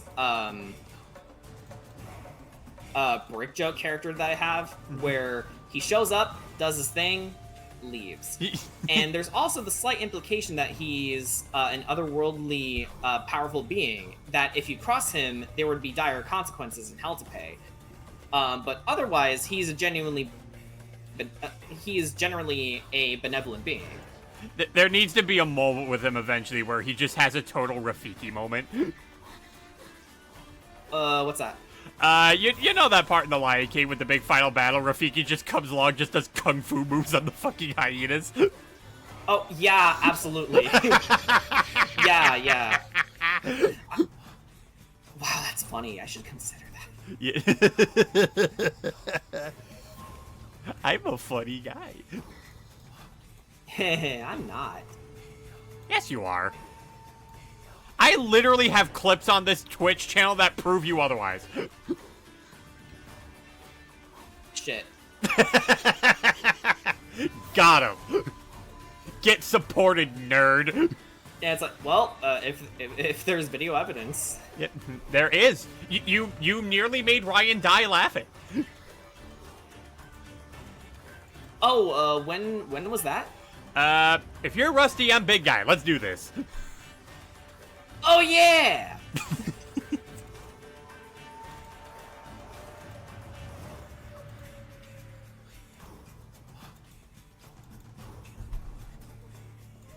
Yeah. Okay, I had to think about that for a second. It's like, that was during the Deadpool playthrough. Yeah. Hey, Jordan, you underestimate just how funny you actually can be. Yeah, why do you think I like hanging out with you? Because you're great. You're fun to hang out with. And you can be funny. I will validate you as my friend. Yeah, I can be funny sometimes. And also, let's not forget during the Fairy Tail playthrough, where are you? Oh yeah. Cause yeah, they didn't model every single character, so every time we see their character portrait in the dialogue, I'm just like, where are you? Yeah. They did that to Liliana. Are you dead? Yeah, they made a whole ass illustration of her, but they couldn't model her into the game. Fuck off. How dare you take Jordan's kitty girl? Yeah, I hope they fix this problem in the sequel, which, you know, I'm really happy the game got a sequel in the first place. Yep. It shouldn't have, but... It shouldn't have, but it did. It did. So, I'm gonna call that a miracle. Yeah. Okay, so we can get a miracle for that, but we can't stop the genocide for the Palestinians. Or, you know, end student loans. Or, you know, any good thing ever. Listen, unfortunately, that's being barred by another unfortunate evil. Yeah. Down with capitalism. Like, it's getting to the point where it's like, if it's going this bad, it should probably just be destroyed. Yeah. Destroy America. Start over. Yeah. I genuinely think that too. It's to the FBI agent possibly watching this. Please don't crucify him.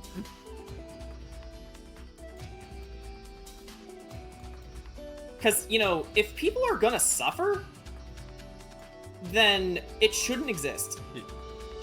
Or at least, you It's know, as simple as that. be rebuilt. Yeah, which is what I mean when I say destroy it, because it needs to be cleaned out and redone. Yeah. By the right people this time. Yeah, please. People who know what they're doing. Please, I'm getting sick of watching two old men yelling at each other. And that's the only thing people remember. It's like the debate itself, not the men in charge. Yes. And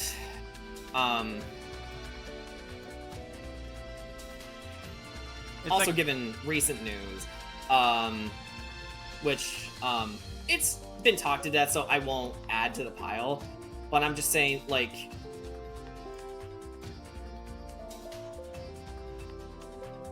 everything needs to stop being romanticized. Yep. That's all I'll say on that. Because, you know, life isn't a movie or a video game. It's life. Yeah. Yeah, that was just my mom coming in. She was just telling me that that she just got done doing something relatively major, so she's not cooking dinner tonight. Oh, I see. Yeah. Okay.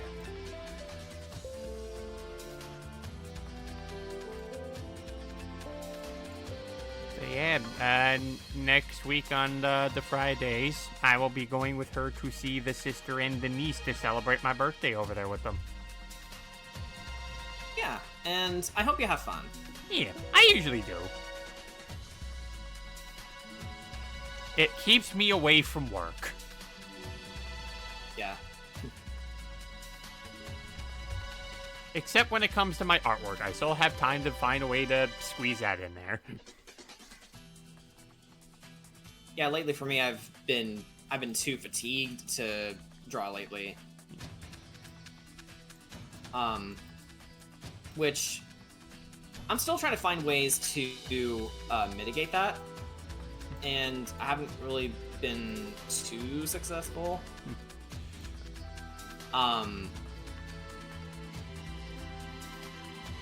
Also, like, reading more. I'd actually like to start reading some of the books that I've been collecting. I'd say Well, like in that case, that'd just be time management. I'd say like with my thing, like like I think the most important thing that you gotta like consider is like, okay, I want to do this thing tomorrow. I want to do this. I want to be able to do this, and like set aside a time to be like, okay, I'm gonna do this thing. I'm gonna need to like make sure, and I'm gonna need to make sure people who like to talk to me a lot make sure, hey, I'm gonna be focused on this thing, so I'm probably not gonna be that available for it. And it's like, okay, cool. Yeah, which I haven't been forthright about that lately because my attention's just been so divided. I apologize for that. Yeah, I mean, I know you got Persona. You also got Curse of Strahd coming up. Which, by the way, how is the planning for that session? I'd say it's mostly done, but I think it's also gonna be one of those sessions where it's meant to be chill. So off the cuff is definitely the way to go. So I got a lot of things planned, but most of it is probably going to be mostly improv, and we'll just react accordingly. It's a heavy RP session. That's fair. Yeah. Because it's probably just because of all the fucking breaks we've been having with Curse of Strahd, whether they were planned or not. But there's clearly some stress in there. It's like, you know what? Let's take a session to get away from that.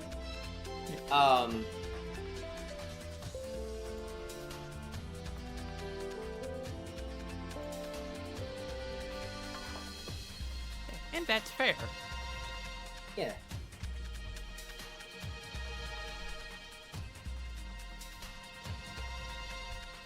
Sorry. And then you have a website like Neopets where even the omelet can get depressed.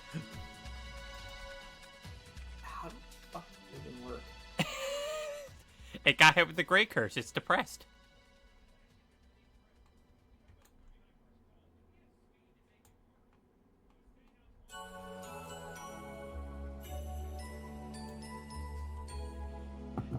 Like, he's just doing the calculation meme in his head. It's like, how does that function?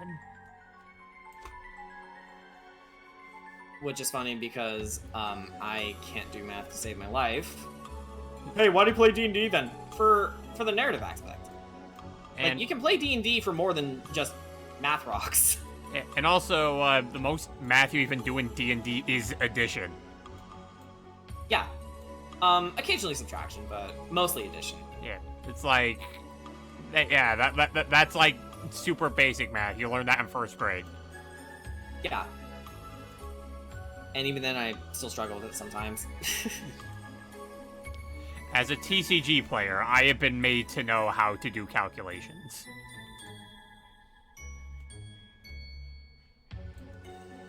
But you know what? There's probably another reason why Jordan's not going to be a competitive Pokemon player, because that also relies on a lot of damage calculation. Yeah. It's like, okay, is my +2 speed going to outspeed this Regieleki? And then I'll, like, second guess myself to make sure I actually did it right. It's like, oh, wait, hang on. My math is off. Wait, what? It's right? No, wait, it's wrong. No, it's right. Ah! It's like, Turn's over. It's like, fuck it, hit the button! Yeah. Never mind, it was faster than me. Damn it! I needed +4 speed. Yeah, so, like, no thanks. Yeah. But you know what? I know my +2 Ogre Pawn will kill everything my opponent has. Go, Ivy Cudgel. Also, thanks for pronouncing Cudgel correctly. Yeah. What is that word? Cudgel? Oh, God. Now that I say Cudgel out loud, ew. So, God, I made myself throw up. If I were actually eating food, I would have thrown up. Yeah. Also, Ogerpon gives you cuddle. Yay. Pat pat. Ogerpon did nothing wrong. Isn't that the whole plot behind that DLC story? Yes, Ogerpon did nothing wrong. Yeah. It was also the start of Kieran's Joker arc. Yeah.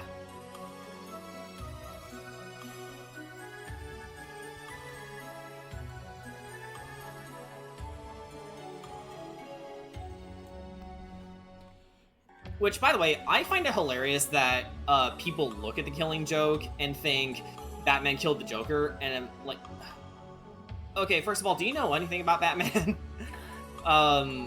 Second of all, I know the ending is made up to interpretation, but wasn't the whole point of that story is that the Joker tried to make Batman and Gordon see the world in his point of view, where, you know, it takes one bad day to make a man go nuts, and it's been explicitly proven wrong. Yeah.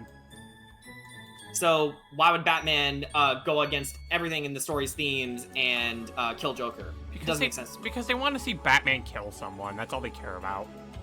What the fuck is wrong with you people? It's like, Batman would be better off if he were killing people. Shut up.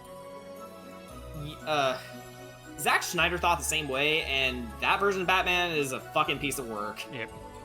Love his costume, though, but that's the only thing I like about him. Yep. By the way, Jordan, there actually is one bit in the epilogue story in Scarlet and Violet that I think is really funny. What's that? So, it involves Nimona meeting Kieran. And like, oh, you're a champion level trainer here? We totally gotta have a battle! And then they both just run off, and then it's like, we run into them, and it's like, we end up meeting up with them again. It's like, it's not even that far to get from Kieran's house to where Nimona and them started fighting, and the battle is already over, and Nimona just fucking curb stomped him. That kid needs to chill. Yeah, it's like, Kieran, that wasn't even like 5 minutes. What do you mean she already curb stomped you? That girl is crazy. She is actually cracked.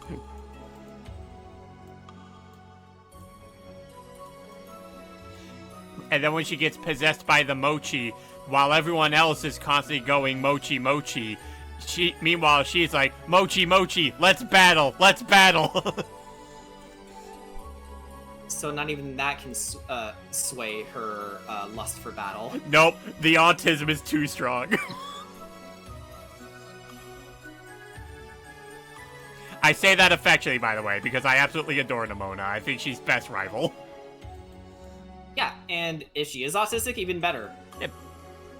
I mean, she shows a lot of proper... signs. She shows a lot of signs for it. Like, at the most, I'd make it a headcanon, because it's not outright stated. I mean, we need more proper representation of neurodivergency. We do. Because, you know, it's very easy to apply neurodivergent traits to the smart guy character, or, you know, the alien or robot character, when I think it would be a lot better if you just made a character who happens to be neurodivergent and really skilled at things. Yeah.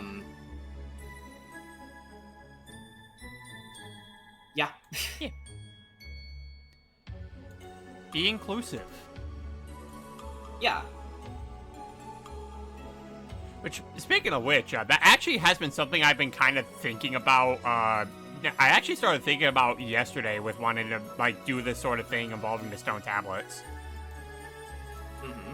So, if there are, like, any instances where, like, I have people who join the server and want to, like, be a part of the calls who, like, are gender fluid, I want to make 2 variations of their stone tablet where it's one of them as a female, one of them as a male. So it's like, oh, you feeling like a guy today? Hold on, let me get the other stone tablet. Yeah, I think that's a great idea. Yeah. Would also give me another reason to draw Zenny. Yeah, because she did make a new version of his mask version. Yeah. And I like drawing Zenny. Yeah, me too. when I have time for it. Yeah.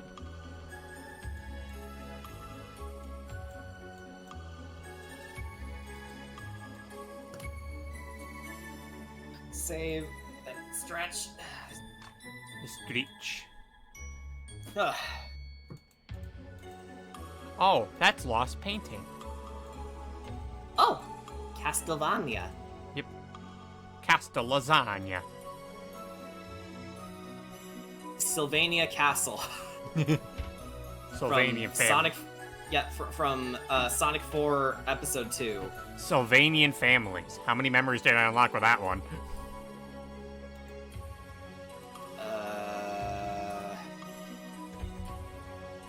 I don't recall that one. It is a very old cartoon back in the days that was animated by Geek.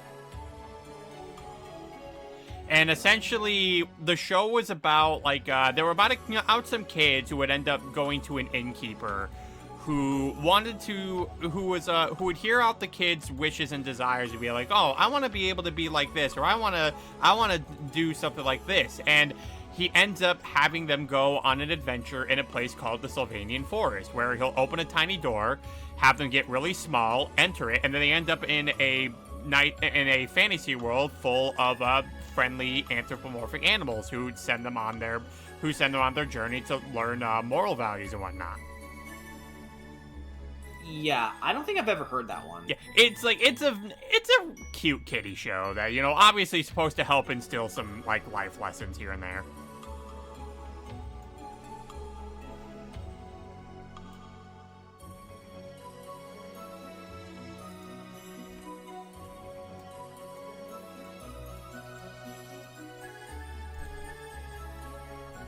I do remember this one animation error, though, where they ended up lip-syncing the wrong character speaking. Oh, they did that all the time back in the day. Like, for the 80s cartoon for TMNT, for example, the wrong voice actor would be attributed to the wrong turtle. In fact, if I remember correctly, for a bit of trivia, for the first outing, I don't think the turtles had official voice actors. I mean, you know, I mean that in the way of, yeah, there were 4 voice actors for the 4 turtles, but none of them were consistent in what characters they voiced at first. Yeah. And I don't know if that has anything to do with, you know, how in-universe April got them confused with each other. Yeah. When she first met them, or if they were, you know, it was just general jank, but they figured it out. Actually, you know what? Speaking of turtles, I might as well at least show you the trailer for Splintered Fate. Sure.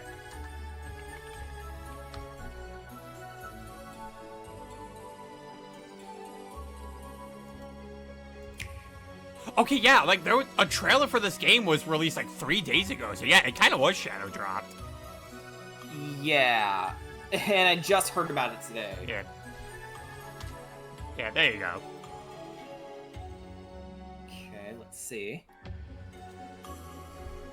Gonna pause Baldur's Gate music.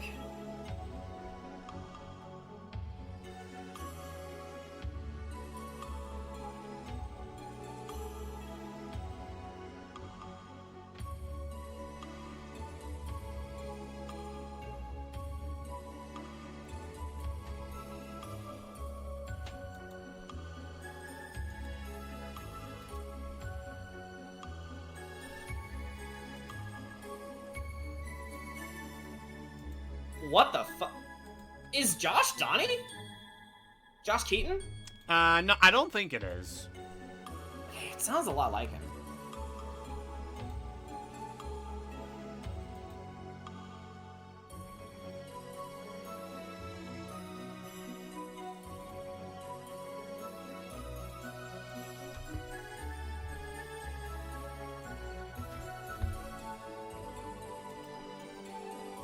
Meep. Hello, folks. Just stopping by to say hello for now. Hello, Killer Shadow.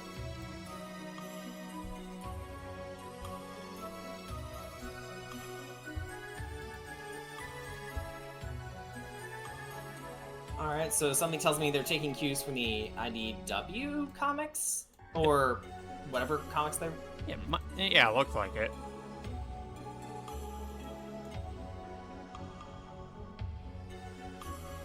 Huh, okay.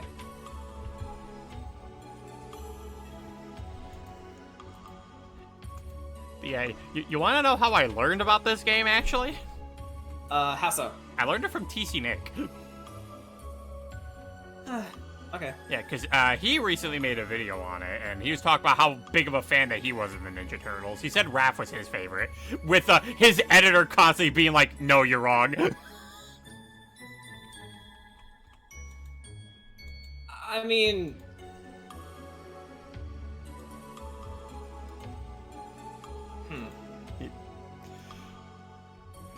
Because depending on the adaptation, it makes sense. Yeah.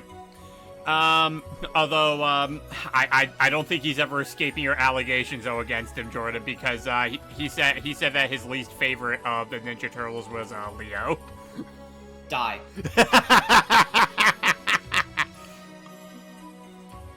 I mean, I guess, like, the more accurately, he said, like, he doesn't hate Leo, he just kind of thinks, I guess he says, like, out of all of them, he thinks, like, he's, like, the most vanilla of them. Clearly, he's never seen the 2012 and Rise incarnations. Yeah. He did talk about how Donatello helped him get extra credit on a school test of his one time in school. Oh. Okay. Yeah, because I guess when he was doing school, like there was like a little thing that the teacher would do where every time there's a test, she would like ask everyone a question, and that they had to be the first to like submit something in order to get extra credit points on the test that they're doing. And the question that they got was, okay, so who was the one who painted this image? And the only hint that she gave was, it's their name is also one of the Ninja Turtles. Nick was the only one who guessed Donnie. Huh. Okay. I'll give him credit, that's cool. Yeah. And then yeah, because the game has online co-op, he invited the other Party Crasher members to be like, "Yo, let's try out this game." And he signed them all the turtles, and I'd say he was pretty accurate with some of the characters that he ended up giving. Like he gave Vernius Michelangelo, because Vernius can be kind of a silly guy. He gave Donatello to Brent because Brent is the most actually of the group. Yeah, Donnie can be like that. Yeah, and then Sophus is just looking at Nick, just going like, "Well, okay, well, justify me having Leo." And no one could say anything. I mean, if I were signed Leo, I would take that with pride. Because I know Leo is not vanilla. In fact, he's the most heroic of the turtles. He takes on the responsibilities of being a leader, so none of the other turtles have to. Yeah. And he's, you know, he's the most balanced. Yeah. He's a jack of all trades, and, you know, some people are really good at a lot of things. Doesn't necessarily mean that they mastered everything, yeah. But it lends credence of him being a good leader because he's adaptable. Yeah, but yeah, like so yeah, the game is out on Switch, but there is going to be a Steam release sometime. Yeah. All right.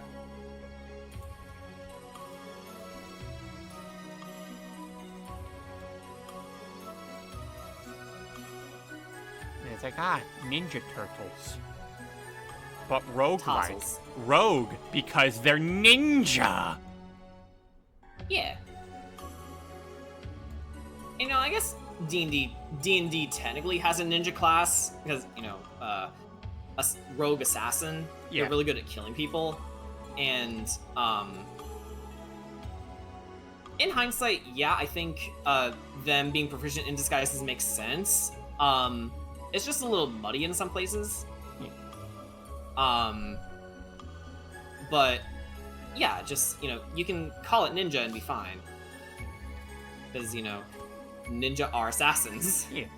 Oh, wait a minute! Maybe that's why. Yeah.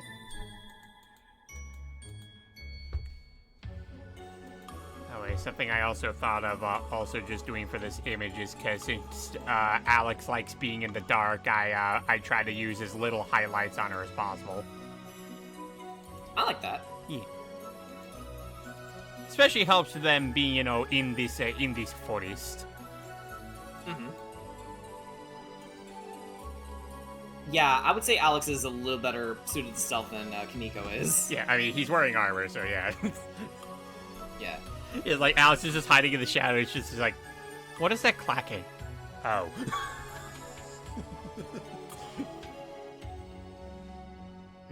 Have you thought of wearing lighter gear for this?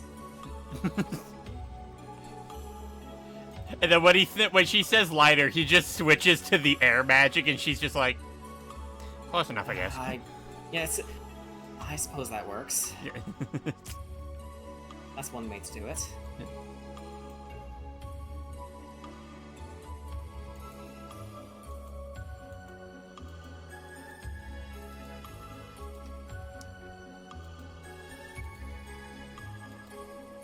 I'd also like your opinion on this. Do you think like Twilight and Savras would actually make like really quick friends with each other because they're both because they can both be kind of sassy? Yeah, definitely. I can actually see Savras, I can see Savras warming up to her, the moment Twilight demonstrates she can keep up with her. Yeah, just like, oh, she's also a sassy bitch. Yeah. Ah, my people.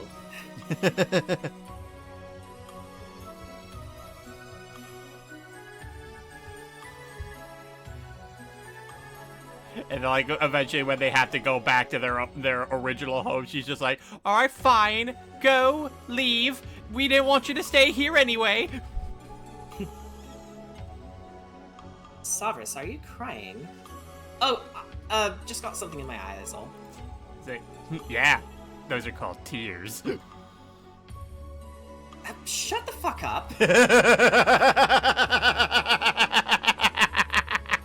Another reason Phantom of the Forest is not for kids. Not for kids! Yeah. Characters swear a lot. And I mean a lot. I mean, because, you know, in Ireland, everyone swears up a storm, but they're also some of the most polite people you could ever meet. Yep. It's an interesting dichotomy. Yep. Which is why I feel content in that I'm a sailor mouth at times. Yep. It's also the case if you're British. Yeah. Though, Ireland would prefer, Ireland and Scotland would prefer not to be considered British countries. Yeah. Yeah, there are municipalities that are within the UK, but they've had many conflicts over their independence. Some of which, most of which, that the British thrust upon them. Yeah. Yeah, which is why if you have any hopes of respecting the people of Ireland, remember the Troubles. Yep. Like, this is where the traffic is? The traffic here is traffic here too, and this is where the British stole all of our stuff. Yeah. Which is funny, considering that America's, repeating a lot of history in some respects. Yeah. Fascist oppressors. Yes. I know, like, I still find the bit really funny where Crafty talks about how, like, yes, say happy 4th of July to the British man.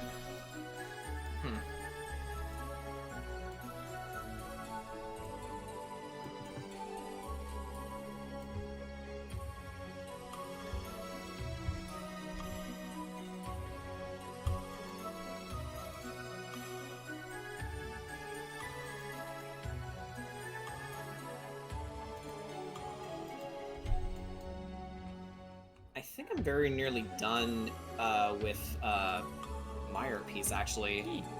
I just gotta color in the rest and then shade it and then boom. Now, a question for you, I am Jordan. fast at this. So, do you think Ala would have fun flirting with Kamiko? Absolutely. It would just, obviously it would just be like fun teases. Maybe to make sure that he's paying attention, or just to get a rise out of him. Yeah, or because something I also imagine as well, because something I think like she'd probably have even more fun with is the fact that Kamiko doesn't quite comprehend what flirting is. Uh-huh. So like, he doesn't really get blushied by it. Like, he just kind of starts asking questions. I imagine that would just make I'll just be like, oh, he is cute. Exactly. I like that. It's like, oh, this one's adorable. I gotta have fun with him. And then some of the others are going like, Ala, what are you doing? It's like, what? He's a stupid kind of cute. And then Kobach's like, excuse me, what?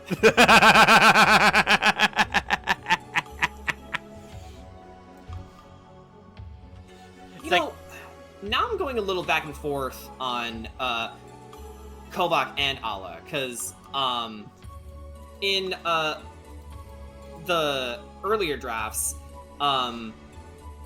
I initially had them be more prominent, but then for the later ones, they're more like side characters. I'm starting to wonder if at least they should become more mainstays. I don't know. Well, I'd say it's something that because I know something that tends to happen like that's rather common in some forms of writing, where it's like, yeah, like you introduce them as like side characters at one point just to be like, oh yeah, these guys are people who exist in the story. But then like later on, when like, say the story gets much more involved with everybody, you make them more prominent as a result of that, since everyone's getting involved, which would also include them. Yeah. Because, I've been fully content with, the main four being Alex, Savras, Fira, and Dora. But I wonder sometimes if that's the true call I should make. Yeah. Well, the thing is, you still can. Like, you can still make them the most prominent. If it's you know what's actually the best way to compare this? Hmm? It's actually in a similar way to how Fairy Tail develops their characters. Oh, okay. Yeah, because like, yeah, obviously the mainstays here are, of course, the big five characters of Fairy Tail. That being, Natsu, Lucy, Urza, Gray, and Wendy. In fact, that's why they're like the main five that are taking the 100-year quest. But yeah, as the story starts to become more involved with other characters, that's when they start bringing in others to be more prominent and involving them as well. So like it's like, okay, so the story's starting to get much more bigger scale. It's going to be covering a lot more areas. Okay, let's start bringing in some of the other characters now to get them involved with this, to show how big the situation's gotten. Let's bring in Juvia. Let's bring in Gajiel. Yeah. Let's especially bring in Juvia because Jordan loves her. Mm-hmm. That is true. Yeah.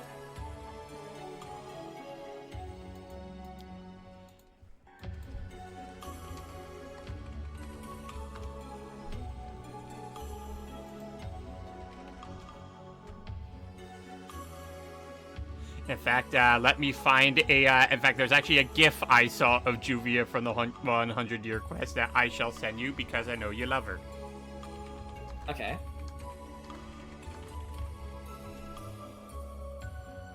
She makes the funny face.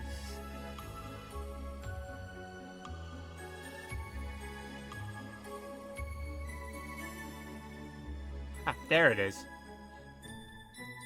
Look at her make the face.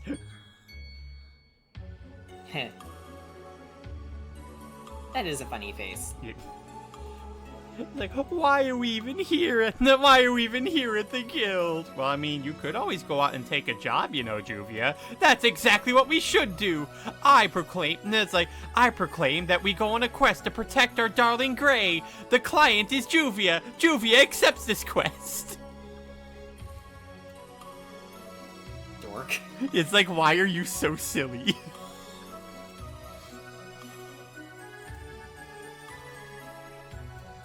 No, it's like you hear that, Juvia just walks up to you. Am I your dork?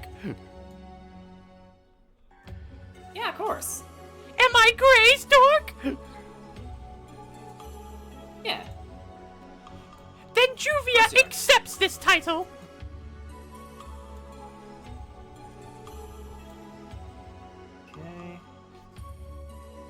Okay.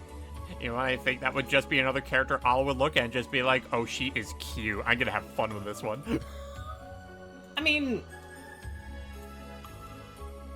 I suppose I can make Ala bisexual. I think there's like just a little buy in just about everybody. Yeah, that's what I mean. Yeah. Though for Sabras, she's definitely, I'm definitely coding her to be lesbian. Oh yeah. Alex though, when I was writing her, I made her demi, so demisexual. Yeah. So that's definitely true. I love your suggestion with Dora sort of figuring herself out, so she could date a guy at first and then realize that that's not really her thing, so she moves on. Yeah. And dates women, and it's like more her speed. Yeah. But then it's like trying to find I'm the right woman. Yeah. I mean, I could be mean and have one of her lovers die in front of her. Yeah, that would be cruel. Yeah. It's like, did I finally find the right one? Oh, what? God hates me. Melva hates me. It's like, what did I do? Well, actually, more accurately, Melva doesn't exist. What we hear in our minds is a fragmentation of what once was. And then finally meeting Ryota, it's like, oh my god, it's a woman I like, and she doesn't instantly die? Are my calls being answered?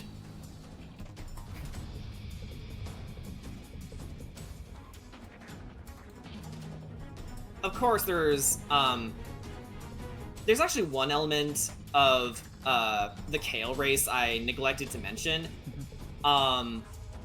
Most Kale tend to live for about 2,000 years. Though in Eclepia, most of them don't last that long, so not many of them reach that age.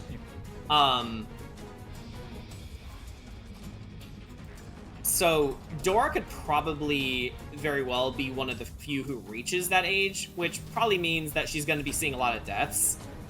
Though I'm not 100% sold on that. Not yet, anyway. Yeah, it does sound like she could potentially outlive Riona. Yeah, that's more or less what I was implying. Yeah. Meanwhile, Kamiko ends up doing so much world traveling that it pulls a Samurai Jack and halts his aging. He doesn't even age. I mean, like at all. He just grew that stupid beard, and it looks like he'll be here forever! Kamiko doesn't even grow a beard. It's, I just don't know if I can handle that.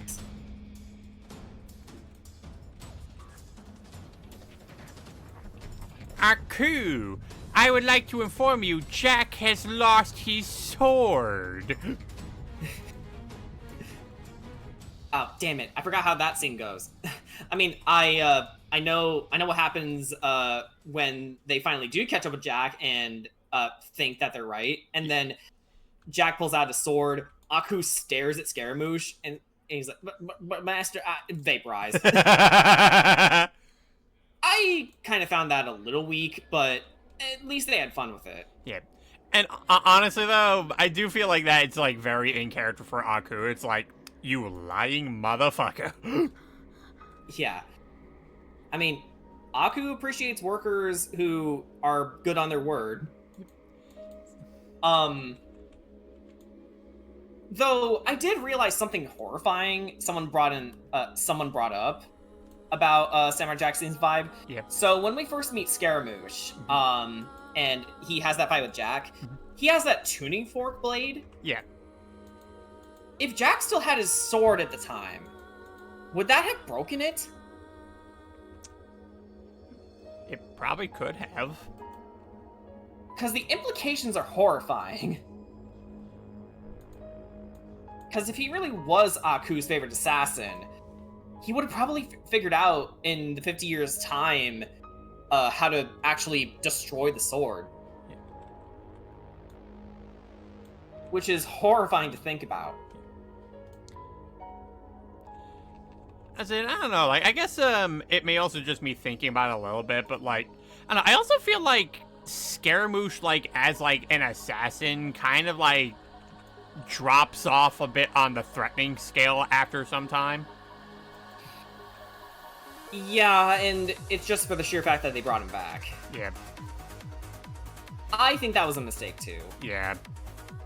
It's like, oh yes, Aku's favorite assassin, and he, as soon as he gets defeated, he's suddenly, like, super incompetent. And makes dick jokes. Yep. Though, in fairness, it did catch me off guard. Look like a talking penis. Yeah. Wow, what a freak. Looked like a talking penis. It's like, oh, I guess it did earn its age rating. And it's like, okay, that makes sense.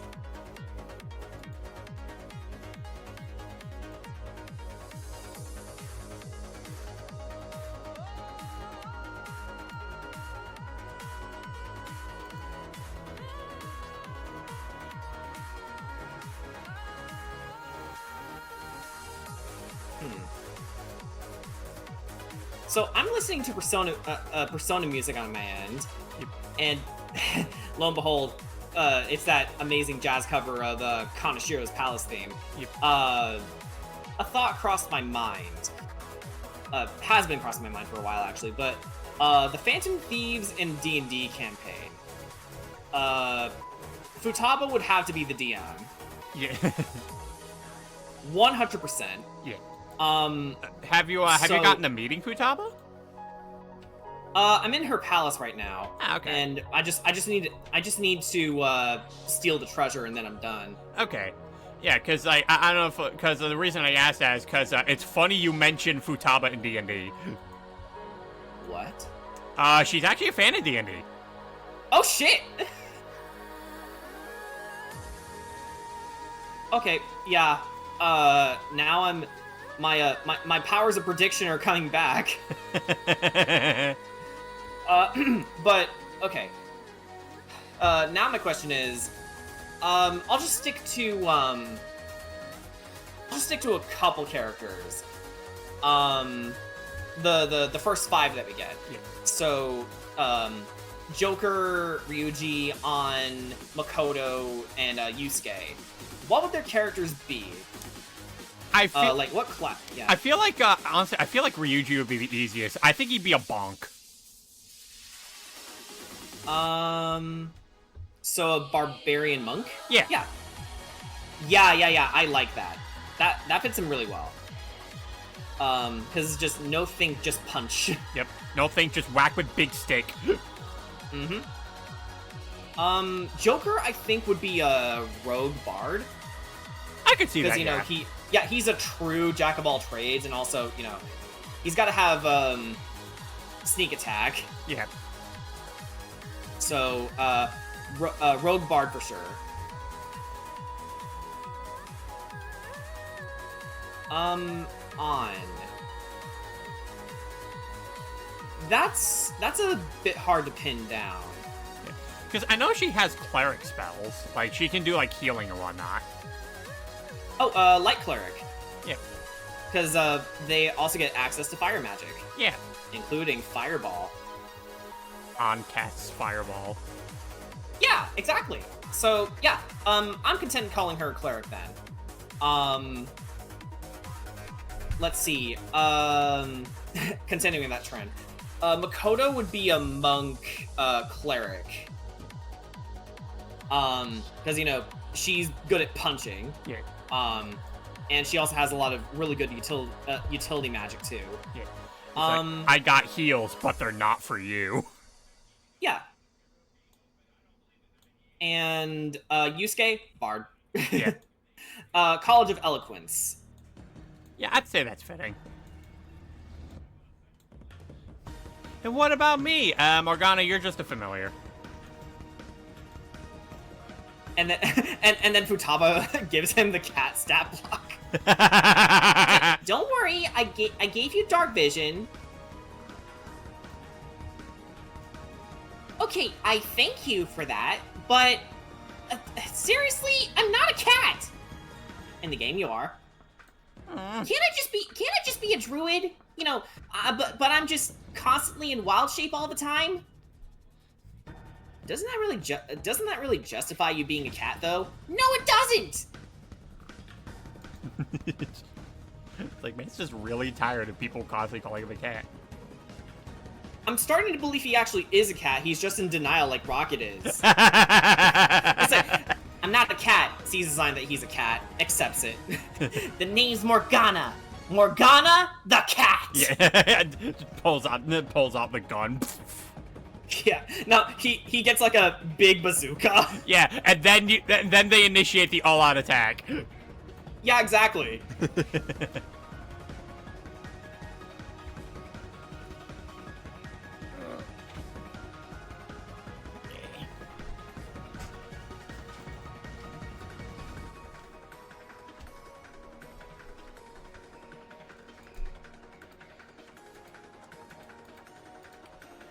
And actually, something I actually just thought of now. Hmm? So, I think something I think also needs to come to the thought process is that, because, Project Cross Zone, right? I believe so, yeah. Crosses over Capcom, Namco, and also Sega together. And then for Project Cross Zone 2, they brought in some Nintendo guys like Fire Emblem and Xenoblade. Uh-huh. You realize if they made another one, they could 100% combine Persona and Xenoblade together. Oh, for sure, yeah.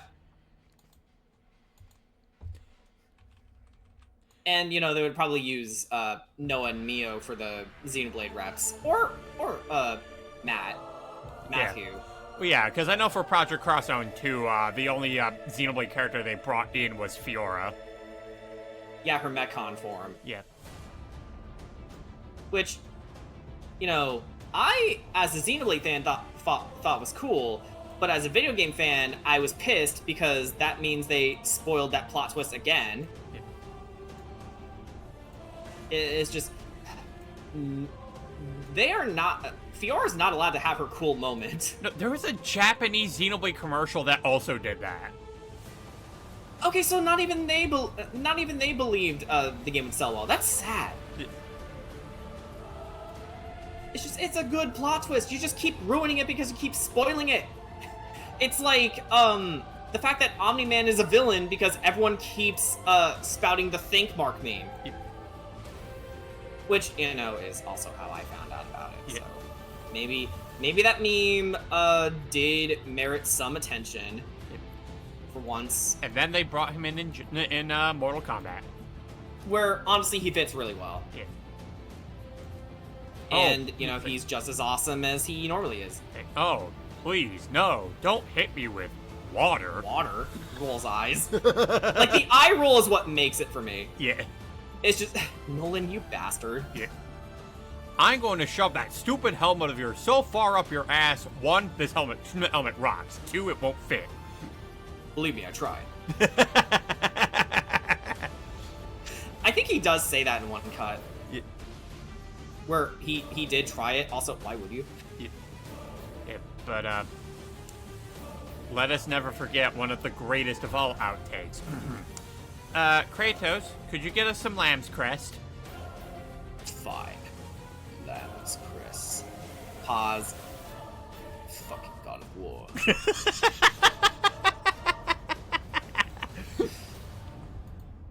I'm of the belief that Kratos never curses because, you know, he doesn't have to. Yeah. But if he did, Yeah.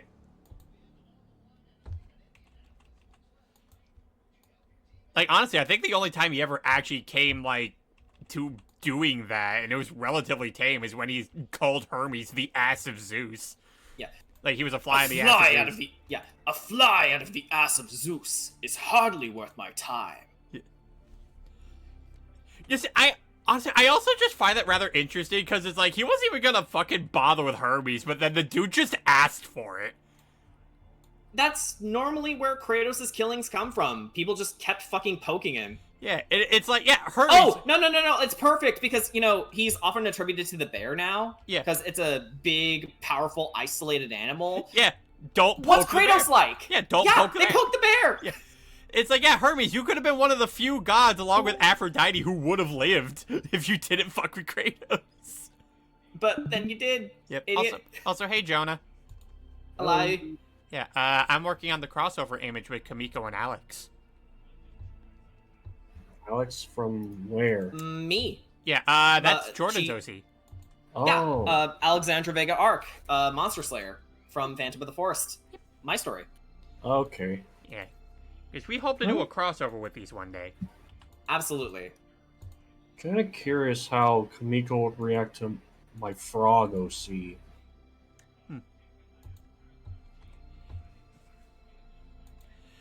I mean, considering some of the things that he'd end up running into, it probably wouldn't catch him too off guard, but he would probably just look at it, he'd probably just look at you just being like, are you a frog guy? Yes, I am. It's like, you don't breathe fire, do you? No, but I can command it like this. Huh. That's completely different from what I've seen. I assume that you've met other certain beings that can control it. Yeah, one tried to eat me. And who might it be? Then he just shows you an image of the Shadow Beast, like this giant red fucking frog. Huh. Not the type of creature I was expecting, but I'll be on high alert if this thing ever tries to disturb the universe. Oh, no, I don't think you have to worry about it anymore. We killed it. Oh, that's good. And then Alex wipes a bead of sweat off her forehead because megafauna are a thing in her world. Her world. Yeah. Actually, I don't think I've ever talked about the Shadow Beast. It's probably one of the like oldest monster type things that I've actually made. That I've done a lot of revisions on it, but I do like its current look now. Oh yeah. Alright. Yeah. Yeah. That's the Shadow Beast. Wow. Yeah. That is a freaky frog-looking demon. Yep. Oh, Yeah. This thing comes from the Shadow Realm. makes sense. Yeah. I mean, it's in the name. Yeah. Are those pitchforks supposed to be like his forearms or Yeah.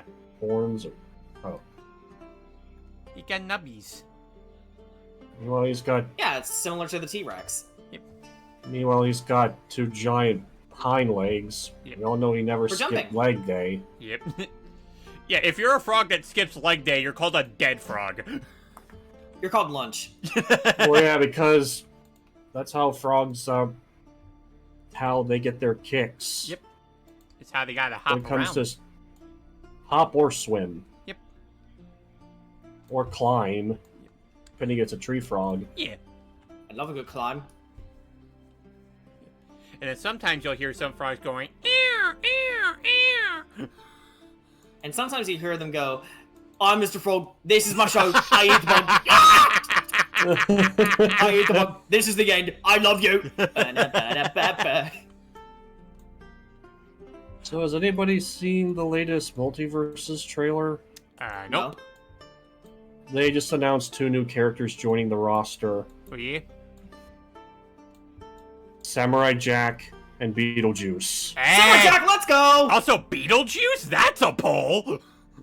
Oh yeah, Beetlejuice is coming to Multiverses with Samurai Jack.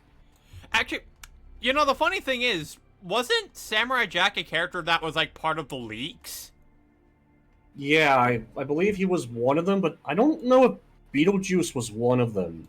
Okay, no, but, like, the fact that he was one of them, which, hey, guys, you know what that probably means? I think that means we might actually be getting Ruby come to the game next. Yeah! Ruby? Yeah, Ruby Rose from Ruby. Yeah, because because I think it was Pickle Rick. Some of his voice lines actually, alleviated to, like, references to Ruby. Huh. Well, then again, the Samurai Jack leaks, I kind of remember someone put up, like, a leak of announcer quotes of Samurai Jack. Yeah. And now they've fully shown his moveset. Yeah. And, I'm going to take a guess. They reprised his voice with Phil Lamar. Oh yeah, Phil Lamar is returning as Samurai Jack. Good, that is the correct choice. Mm-hmm. Although I do not know who voices Beetlejuice. I do have to say, though, at least, one voice clip of Jack has to be him shouting, "Who else wants some?" Yes! I want that. Yeah, I'll put it in the no mic chat if you want to look at it yourself. I mean, I certainly do. It's Jack. Yep. He's like, funny enough, he's another inspiration for Alex. And this is just a short clip of the announcement of Beetlejuice.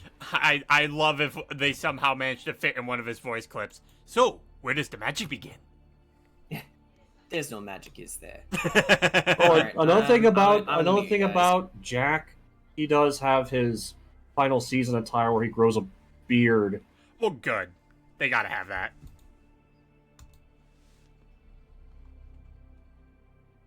I was told this is called a crossover.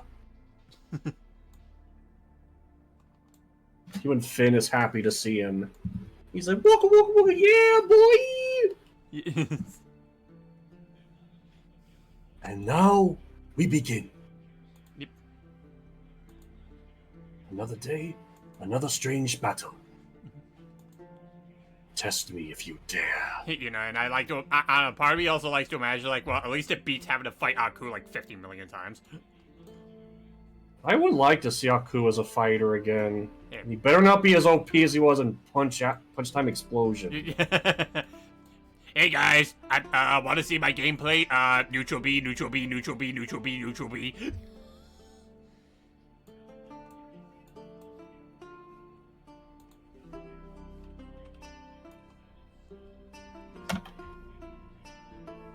His mission is noble. His heart pure. His katana shiny. I mean, he's got to be noble in order to, so he can properly use the sword. Wielding a magic sword, wielding a foolish samurai warrior, wielding a shape-shifting master of darkness, wielding a magic sword. Wielding a pizza. Extra thick.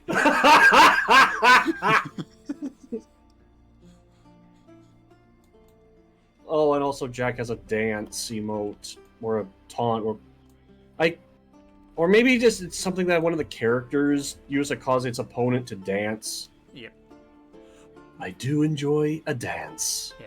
Well, I think, yeah, I think it probably just has something to do with a reference to that one episode where he was, like, in a dance-off.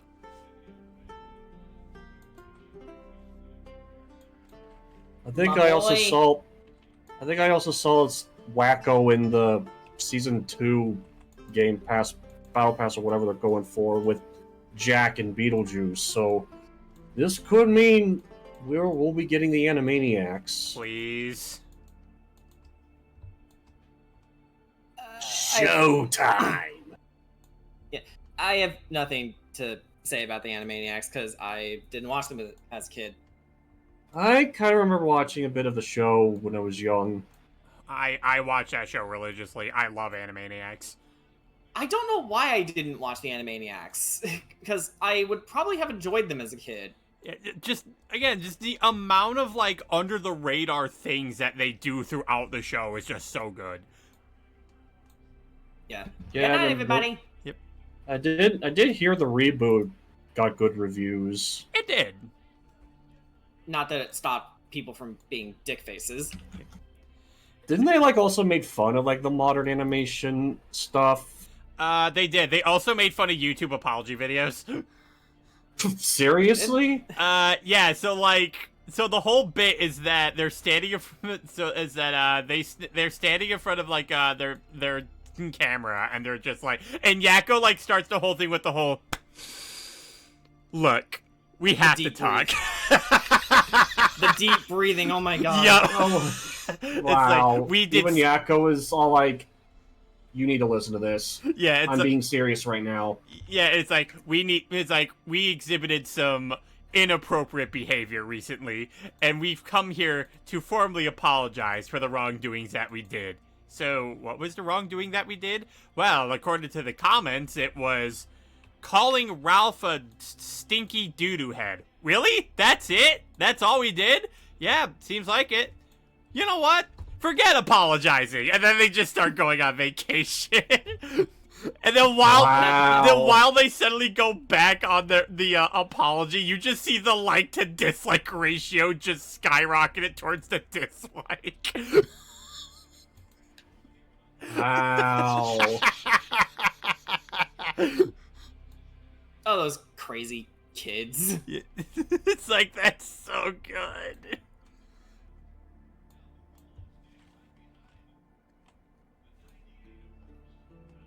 Didn't they also like rip on certain cartoons as well? Well, of course. Animaniacs always do that. Yeah, I'm just trying to remember like what they were. Yeah, well, I mean, I know like they had like a whole thing where they were just well, the first musical number that they have is talking about rebooting old franchises. Yeah, it's actually kind of disturbing just how accurately this show from the freaking 90s portrayed the stereotypical Reddit animation critics. It's true. There's also just it's so fucking true. Yeah, there's also just a really funny. There's also like another really like funny political joke that they made, because like that was another thing people were pointing out. I was like, oh my god, the new Animaniacs is so political. It never was like that. Yes, it was. It was always like that. It's like, Yeah, and they did it right. it's like, according to this map, it looks like we're lost. We're not lost. This is a copy of the U.S. Constitution. I know. That's why I said we're lost as a country. Ain't that the fucking truth? Yeah. It's like, Oh my god. I would like things that aged poorly for 500. Things that age. Oh my god.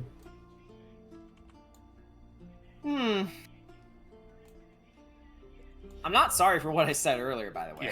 Yeah, but also their song about talking about the U.S. presidents, which, by the way, if you really want to feel old, the recent president of that time was Bill Clinton. Oh boy. And they're like, Oh, the next shit. president to lead the way. Why, it just might be yourself one day. Then the press will distort everything you say. So jump in your plane and fly away.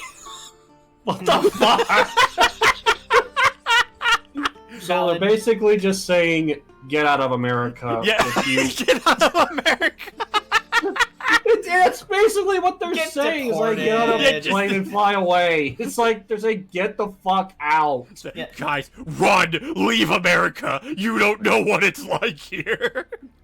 I mean, I have been on the fence of fleeing the country. I'm wholly serious, by the way. It's like, I just can't leave because even though this country's gone to shit for certain stuff, I just can't leave. yeah, because moving is very expensive. Not just that, but I have a fear of traveling. Well, I suppose that's fair. Yeah. Because it's a new place that you need to get used to, and it's kind of, well, scary. I mean, I know, for Ireland at least, if you happen to have someone from your family family line who lived there, then you basically get free admission as a citizen, which is like super cool. I wish more countries did that. And you know what, Jordan, I feel like you would resonate very much with the Animaniacs multiplication song.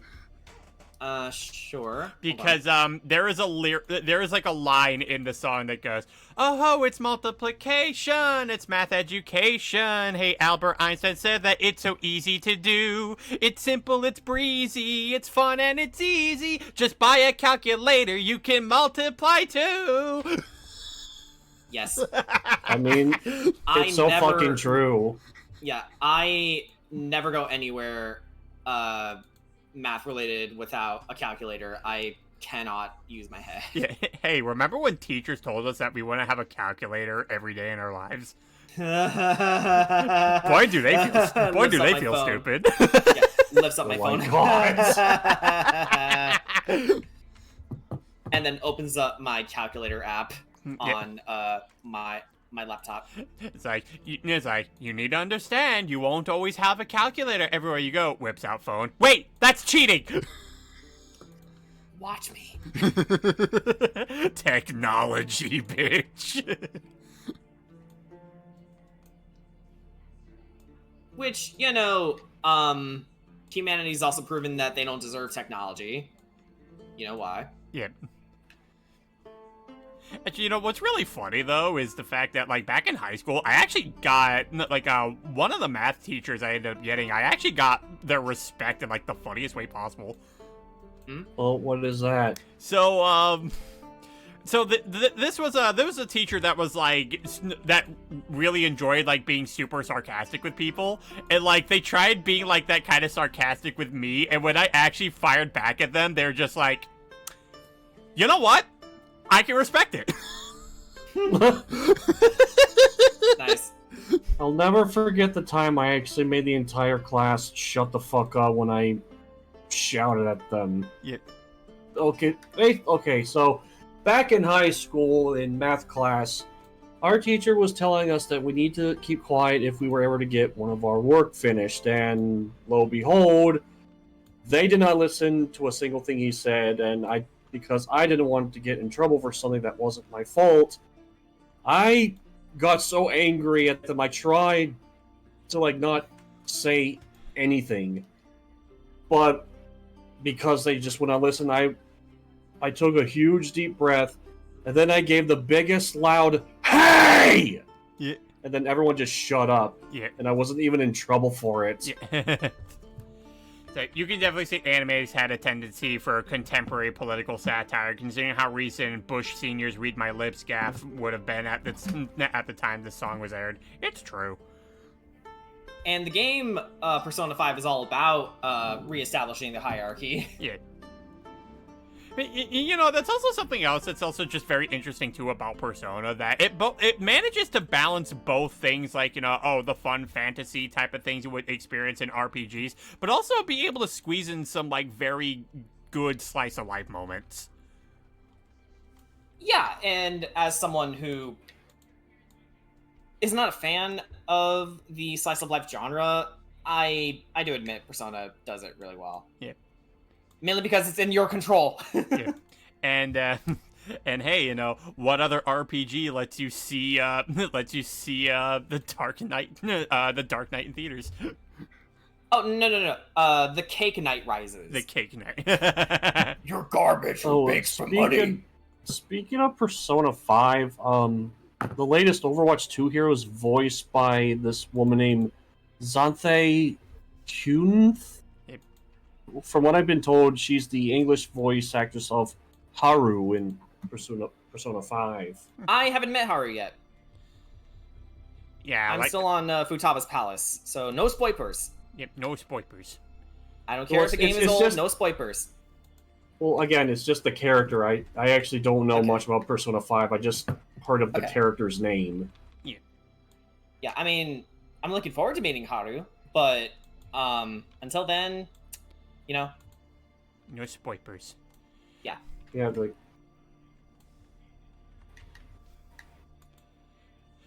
But to go more into the Animaniacs, like, doing under-the-radar stuff, I found prints! No, fingerprints. I don't think so. I don't think so. Like, wow. It's like, how Holy did they... fuck. Is it like, how did they get away with that? Yeah, like, how did the censors not pick up on this? Apparently, the creators of the show don't know either. It's like, we just got away with it. I mean, they asked the same question in regards to how they literally got away with anything in Batman the Animated Series.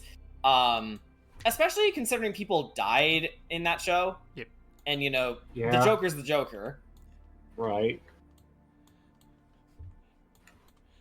But you know what? Nothing will replace everyone's like favorite everyone's favorite exchange to meme. It's like, I mean, Joker's girl did squirt on me a little. Get this man to a hospital. What? Get this man to a hospital! No, it's the Jokerfish episode. Yeah. The guy was infected with the laughing substance. Yeah. Yeah. And there was there was also a really badly animated shot as something was coming for them. Yeah. And I think it was because you know they outsourced a lot of their animation back in the 90s. And there's this one particular studio that the Batman TAS team worked with that they basically publicly admonished for being so bad. And it got to the point where it's like, after a few episodes, they were like, you know what, we're just not going to work with them anymore. Yeah. Damn. I forget what the company is called. Hang on.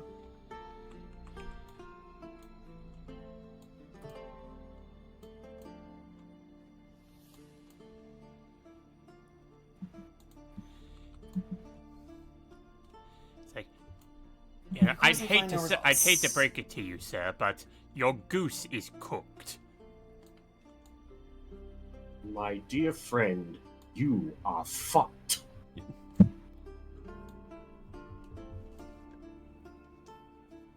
I'm pretty sure Alfred's wanted to say that, like, that bluntly a good number of times. What? Oh, Fuck you are you, fucked?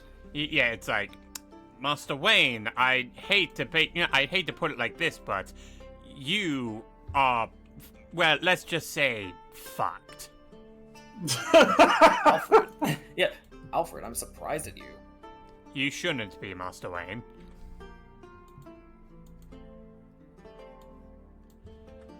Also, Master Wayne, I drew you a bath. Alfred, there's nothing in there. I said I'd... Yeah, I said I drew you a bath. April Fools? Very funny. Guess I'll take a shower. Not a funny bone in his body. Yeah. It's like, I gotta get to the kryptonite within you before it seals up within your heart. Where's the Flash when you need him? Do me a favor and lose the sense of humor. Do us both a favor and buy one. Buy one. Do us both a favor and buy one. Yeah. That's from Superman and Batman World's Finest, right? Yeah. That directed the DVD movie. Yeah. Their chemistry is so good. Yeah. And that's when I think Batman and Superman are at their best. When they're not at each other's throats. Yeah. It's like, wait, my mother is Martha. Wait, what's your father's name? Damn it. What was his name? John? It's like, mine was Thomas! And they just keep fighting. Oh, yeah. Oh, wait a minute. Was that from fucking Teen Titans Go? It was from the Teen Titans Go movie. Hmm. Hey, listen, it had a really funny Stan Lee cameo. Oh yeah, I To did its hear credit, Stan sure. Lee was in it. Yeah, it's And he like- was all like, "Wait, this isn't Marvel. I'm in the wrong franchise." I'm in the wrong movie. It's like, listen, you get one. It's kind of rare to see Stan Lee in a DC film of all things. Yep, that's the joke. Yeah. Though, hey Brian, remember when we were talking about characters, Sonic characters getting Flanderized? Yeah. Guess what other sets of characters were Flanderized? The Teen Titans. The Teen Titans. I did see clips of Teen Titans Go versus the Teen Titans, like the original one. The 2003 version. Yeah, that one.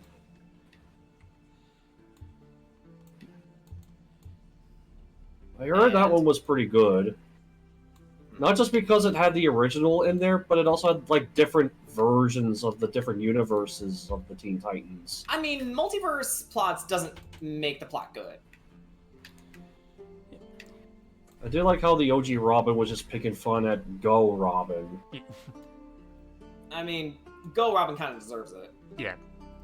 Yeah. Fucking dick. Grayson. If you weren't gonna make the joke, I was. I were like, oh wait, yeah, Robin's real name is Dick Grayson. It's It's like, like- so is he a literal dick or is that his name? And it's like, no, that's his name, Dick.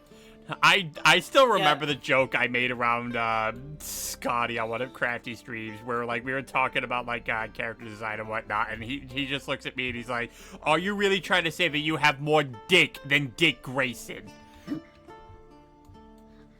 Oh my god. Yeah, and I'm just like, well, I mean, yeah. Why do you think I have armor around? No, why do you think I have armor around the crotch area?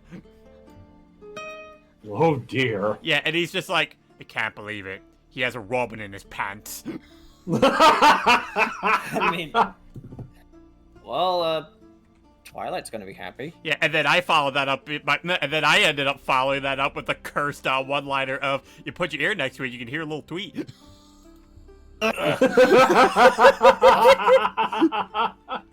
Don't. And it got Mad Hatterson to start thinking it was Scotty who said that. It's like, it was Realm, you fuckwit! That kind of reminds me because I think it was during one of their games on Critical Role where Taliesin said something, and Marisha turned over to Sam expecting it was him and saying, "I'm gonna fucking pimp slap you," and they were just going wild over it. And Sam's like, "Oh, well, I was just sitting here, and oh, I'm sorry. The shade is usually from you." But even if it was, you would have deserved it at some point, for sure. Absolutely. Also, I'm really happy that Sam Riegel is recovering. Yeah. We're glad to still have you with us, 2003 Donnie. Yeah. Amazing Spider-Man in some circles. Yeah. But mostly 2003 Donnie. Yeah. You know, it's actually funny because it's like I only realized that he was the one voicing Donnie, you know, when I noticed him more prominently in Critical Role. Yeah, I mean, the same could be said for Marisha and Taliesin, because they don't get a lot of they unfortunately don't get a lot of voice acting work either. No. Because, like, aren't they all, aren't they all, except I think, Matt and Mercer, aren't they all union? I thought Matt was union too. Huh. Hang on. He might be. Matt Mercer.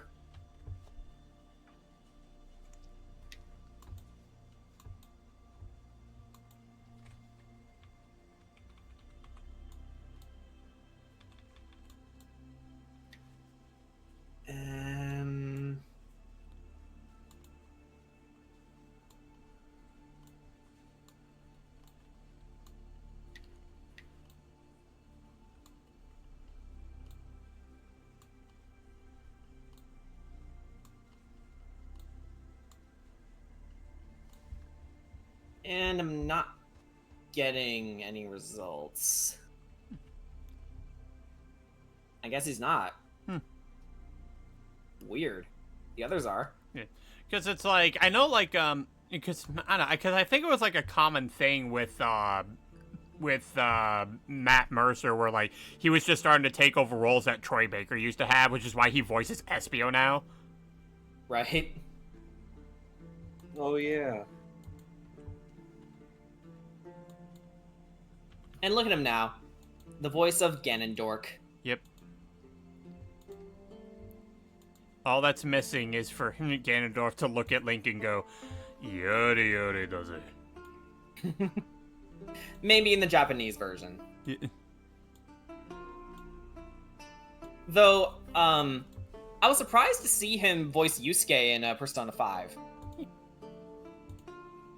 Just like, that's a Matt Mercer. That's a Critical Role guy. Yeah, that's a DM of Critical Role. Holy shit. Yeah. Oh, yeah. Here, here. And also, wait a minute. The voice actress of Miriam from Bloodstained voices Futaba. Yeah, Erica Lindbeck. Yeah, Erica Lindbeck. It's like, I'm sorry, but I just hear like a young Miriam in her voice. Yeah. And not British. Yeah. How about it? I'll cut you for free. That is not an enticing offer. No, cut your hair! Wait a minute, what are you worried about? You look like you could rip me to pieces. But I suppose that's true. But Erica's the voice of Ryoko, right? No. No, not at all. That's Erica Mendez. Oh, okay. I'm just thinking of a different Erica then. She mocapped and voiced Black Cat in Spider-Man PS4, though. Yep. You also know her as the voice of Luna in Hell of a Boss. Oh. Yeah. Oh, yeah, she was Roll in Mega Man 11. Interesting. That caught me by surprise. Yeah, Erica Lindbeck is also another one that has like a large list of different roles. Yeah, and funny enough, she's in her age range. Yep. God, the one quote that still gets me from Luna is, "Shut the fuck up!" Yeah. I think even she loved that quote. She did. Oh yeah, she's also Peppermint in Hi-Fi Rush. I love that one. That one is a good. Sorry, I fucked your husband. It doesn't count if they don't find the body. It's true. We found the body! Fuck. Just imagine if someone in the background Just immediately said, find we it. found the body. It's like, fuck. Well, they'll never know it was me.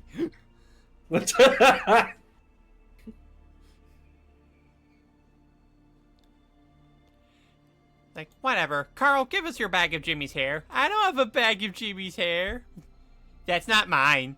That's not mine. Turns it around. That's That's not not me. me. Turns it around again. Oh, yes, it is. Picture of Carl.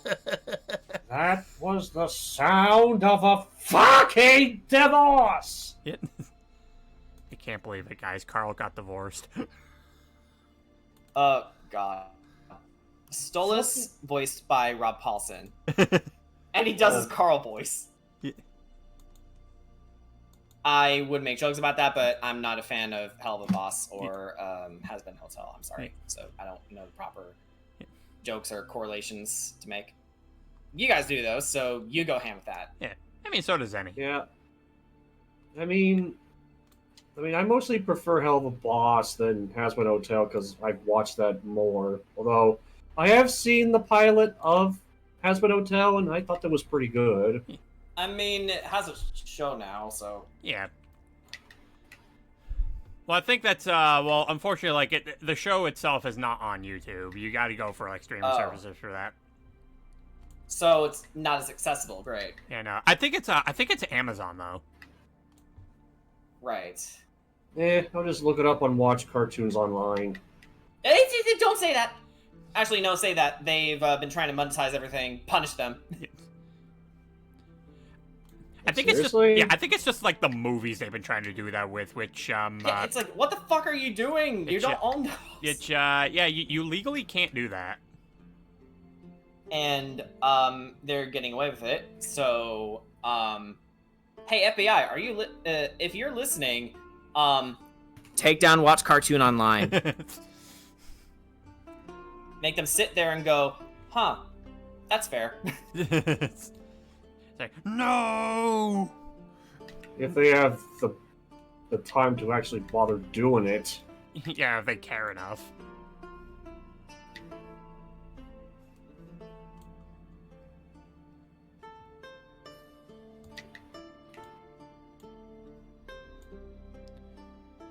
It's like, watch the number one family comedy of all time of this year. It's like, there is no way you'd use that to describe Kung Fu Panda 4.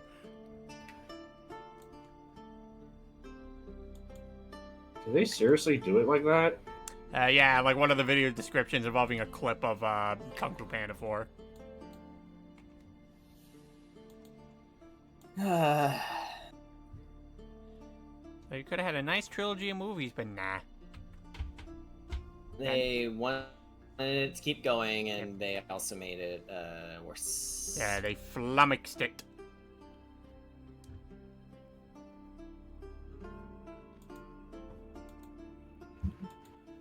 I want to find the person who looked at one of the old producers of Kung Fu Panda, laughed in their faces, and then kicked them in the fucking head. So, and also the same people who dared to get rid of the amazing character development that they planned for Tai Lung. Yep. And Shifu. But guys, let us never forget the deep and compelling backstory of the chameleon, which being that she couldn't learn Kung Fu because she was too short. Mantis literally exists! What are you talking about, chameleon? It's like, what do you mean? What do you mean? What do you mean? It's okay, it's because I stole from the bank. That would have still been a more compelling backstory. Yeah, like maybe the fox lady became a thief because you were a thief, so she was kind of unintentionally following in your footsteps, and she herself could be a reflection of her for what she would have become if she continued on her path. But no, let's just make it Shrek but with Kung Fu. Piss off. I'm never watching that movie. You can't make me watch that movie. If you try, I'll leave. I will walk out of the house, get an Uber, and leave, and watch something else. Unless Maybe I'll even they find a bound night your theater somewhere. I limbs. don't know. No, Jordan will suddenly have Herculean strength and just break out of the straps. Yeah. God, if he was actually tortured like the guy in Clockwork Orange. I would still fight. It's like, you What can't Also, bonds are those? maybe don't put things in my eyes. I don't like that. Oh yeah, those little driplets or whatever they're Stop! Don't talk about them. Squicky. Squeaky. called. Squeaky. It's a word. It is? Squeaky? No, I squicky. mean, Oh, yeah. squicky. I thought you said squeaky. that's not what I said. Squicky, not squeaky. Oh, Jordan, It just sounded like it. I'm sorry. Oh, You're an idiot, man. Oh, Jordan, you and your squeaky eyes. I mean, they do squeak if you rub them.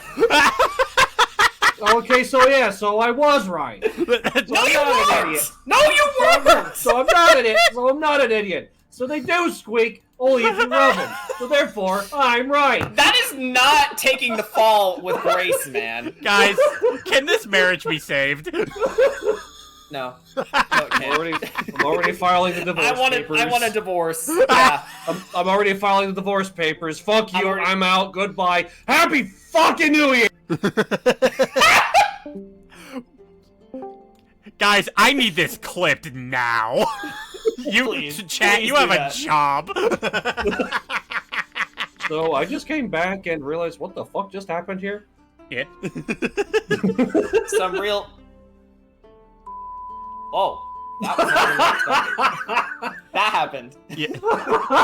No, I know who we can blame this on. This guy, Real M Warsaw. You have Oh, a yeah. gun that shoots fireball. Yes, it's enchanted with fireball. Fuck, we're He's like, we're oh done. yeah, I've heard of that guy. I heard he's a douchebag. Yeah, me too. Oh, wait a minute. It's a wand of fireball. Oh no.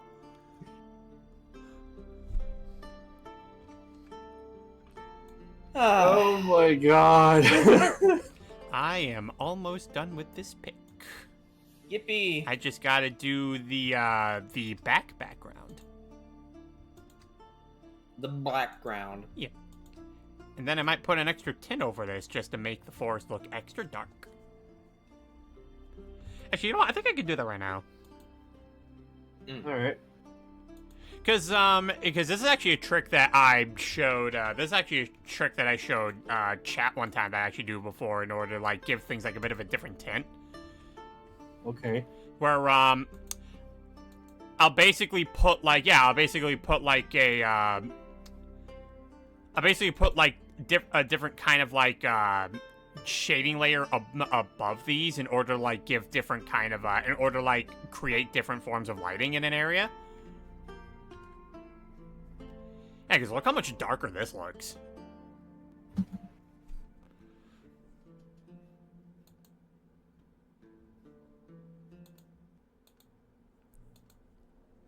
Oh, sorry. Danny was talking to me. What was your question? Yeah, because, like, look how much darker this looks now that I added the tint. Yeah. Oh, yeah.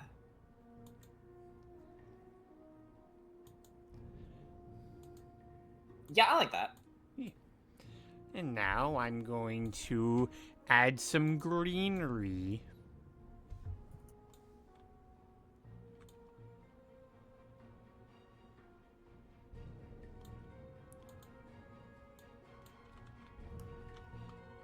I'm really good at what I do, apparently. I mean, yeah.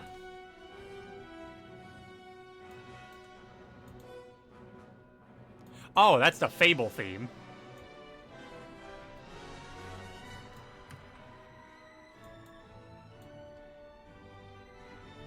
Yeah, by one Danny Elfman. Yeah. Legendary Danny Elfman. Yeah. Actually, Jordan, I actually have a VTuber buddy who I talk to every now and then. Have I ever told you about Gob the Goblin? Here and there? He's recently been doing streams of the original Fable, and he's been doing something that he has made a tradition with a number of the games that he plays, called the stick-only run.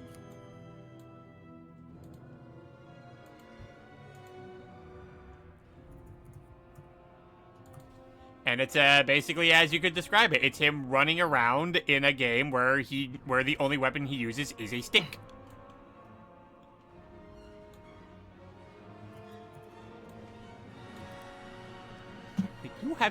You have stick very good. Yeah, sorry, doing too much at once. Very good. Cobb also does D&D.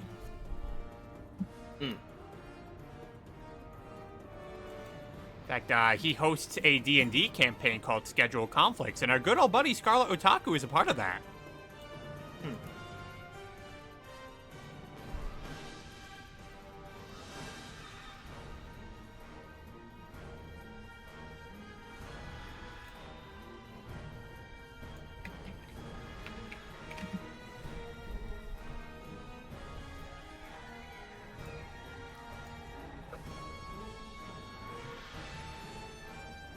Oh yeah, this is looking great. I'm liking the leaves actually covering the trees here.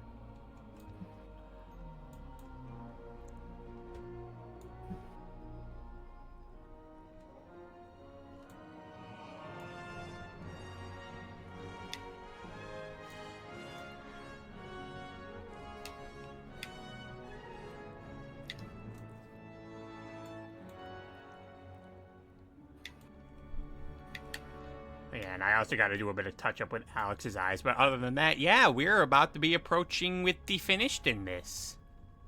Awesome. Happy early birthday present to you, Jordan. Yeah, thanks. Yeah. It's like, Realm, that's not until next month. You're pulling a gen.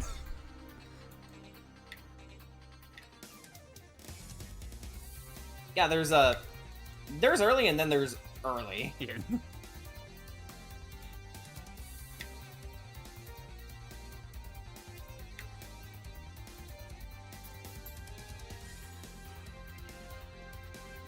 And now to get Alex's eyes, so she can see.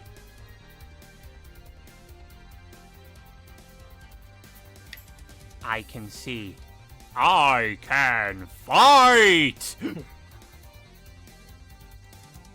I can see everything.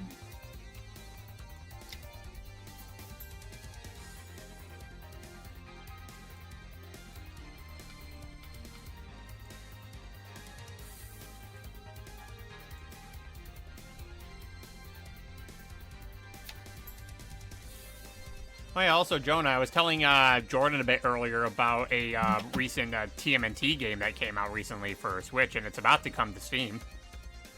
Oh, is it that Splintered? What was it called again? Splintered Fates. Splintered Fates. Yeah, that's it. I've seen a gameplay of it. It looks really fun. Yeah. It's a roguelike. Yep. First, I had got Wrath of the Mutants for the Switch as a birthday gift, and now there's another Ninja Turtle game. Yep. Must be Year of the Turtles. I thought Shredder's Revenge released a few years earlier than this one. When did it come out again? Hold on, let me check. Hang on, no, I got it. Christ. You know what? I'm gonna add another bit of shading to Alex's face just to bring out more shadows. 2022. Oh, so 2 years ago. Yeah. All right.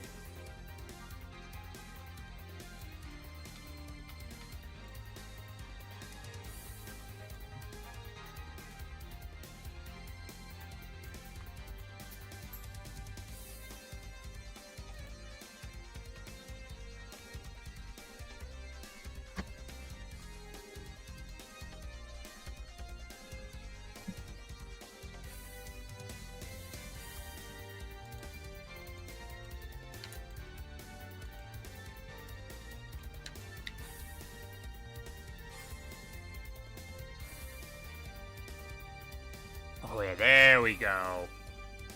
Extra shadows to Alex's face. Nice. Yeah. You know what? I think I'll probably also do that work for a bit of the pants too. Now that I'm looking at them, it's like I need more shadows there. We're dealing with a phantom. Or so the legends claim. Yeah. But as the artiste, I will give her that respect. Because I like this character. Oh, you like her, huh? Yes.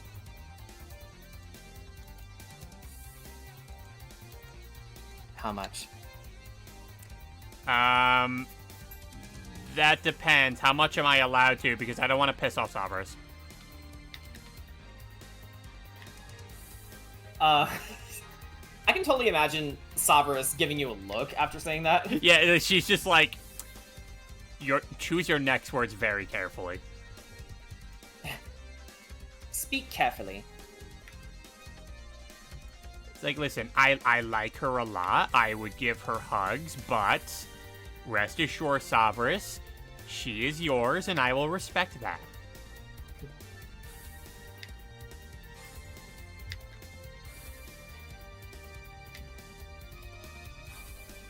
Okay, I think I'll get this next one sketched up and then I'll stop. Alright. Because I'm burning daylight here. Persona time needs to be had. Indeed. Alright. But, yeah, I think, yeah, I think this is looking good here. You know, Kamiko's nice and bright, Alex is nice and dark. Yeah, I like that a lot. Yeah.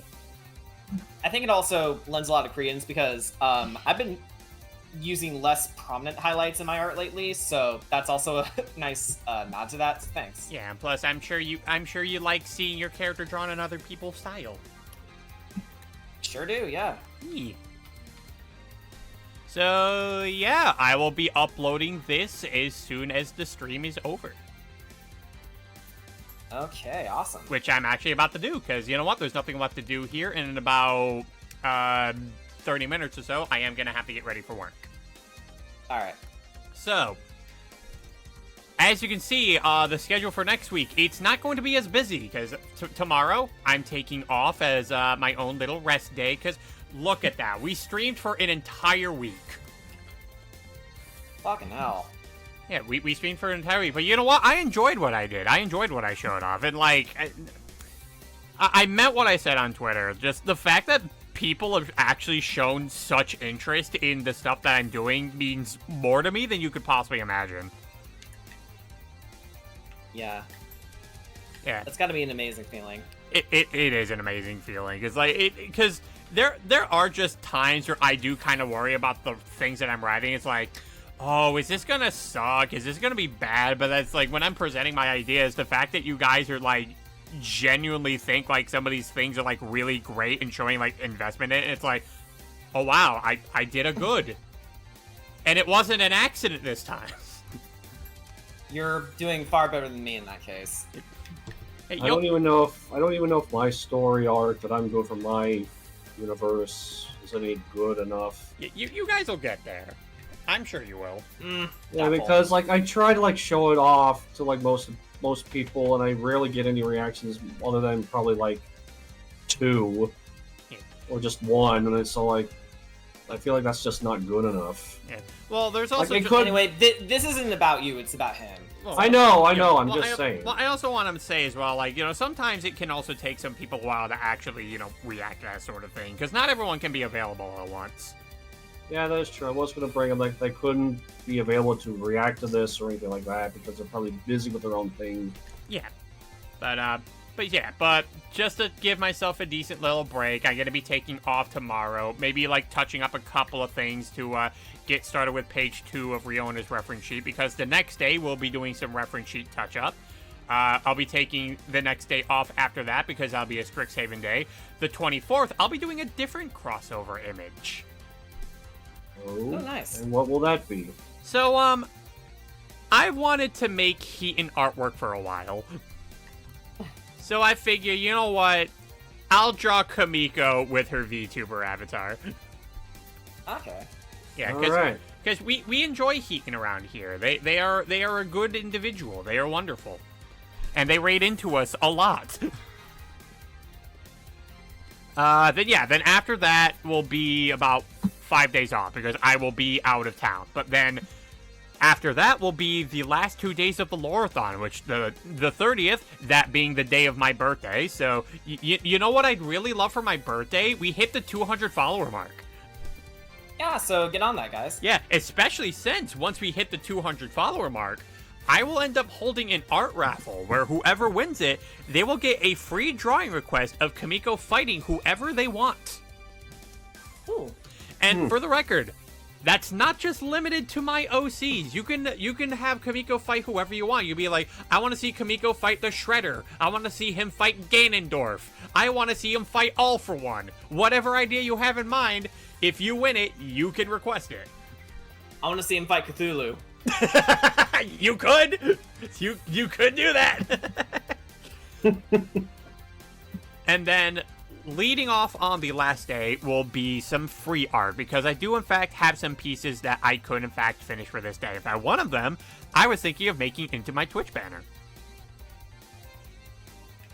But yeah, we have 4 days left of the lore-a-thon happening. It's almost over, guys. So, with that schedule now listed before you all, let's see. It is time to see Yeah, I can tell from that, if I may, darkness is her ally. You are correct on that, ruminating reptilian. So with that, let's see who I can send you off to, because I have options. Yeah. Actually, you know who I haven't raided in a while? Let's raid Rummy the Boss. They're doing some new Pokemon Snap.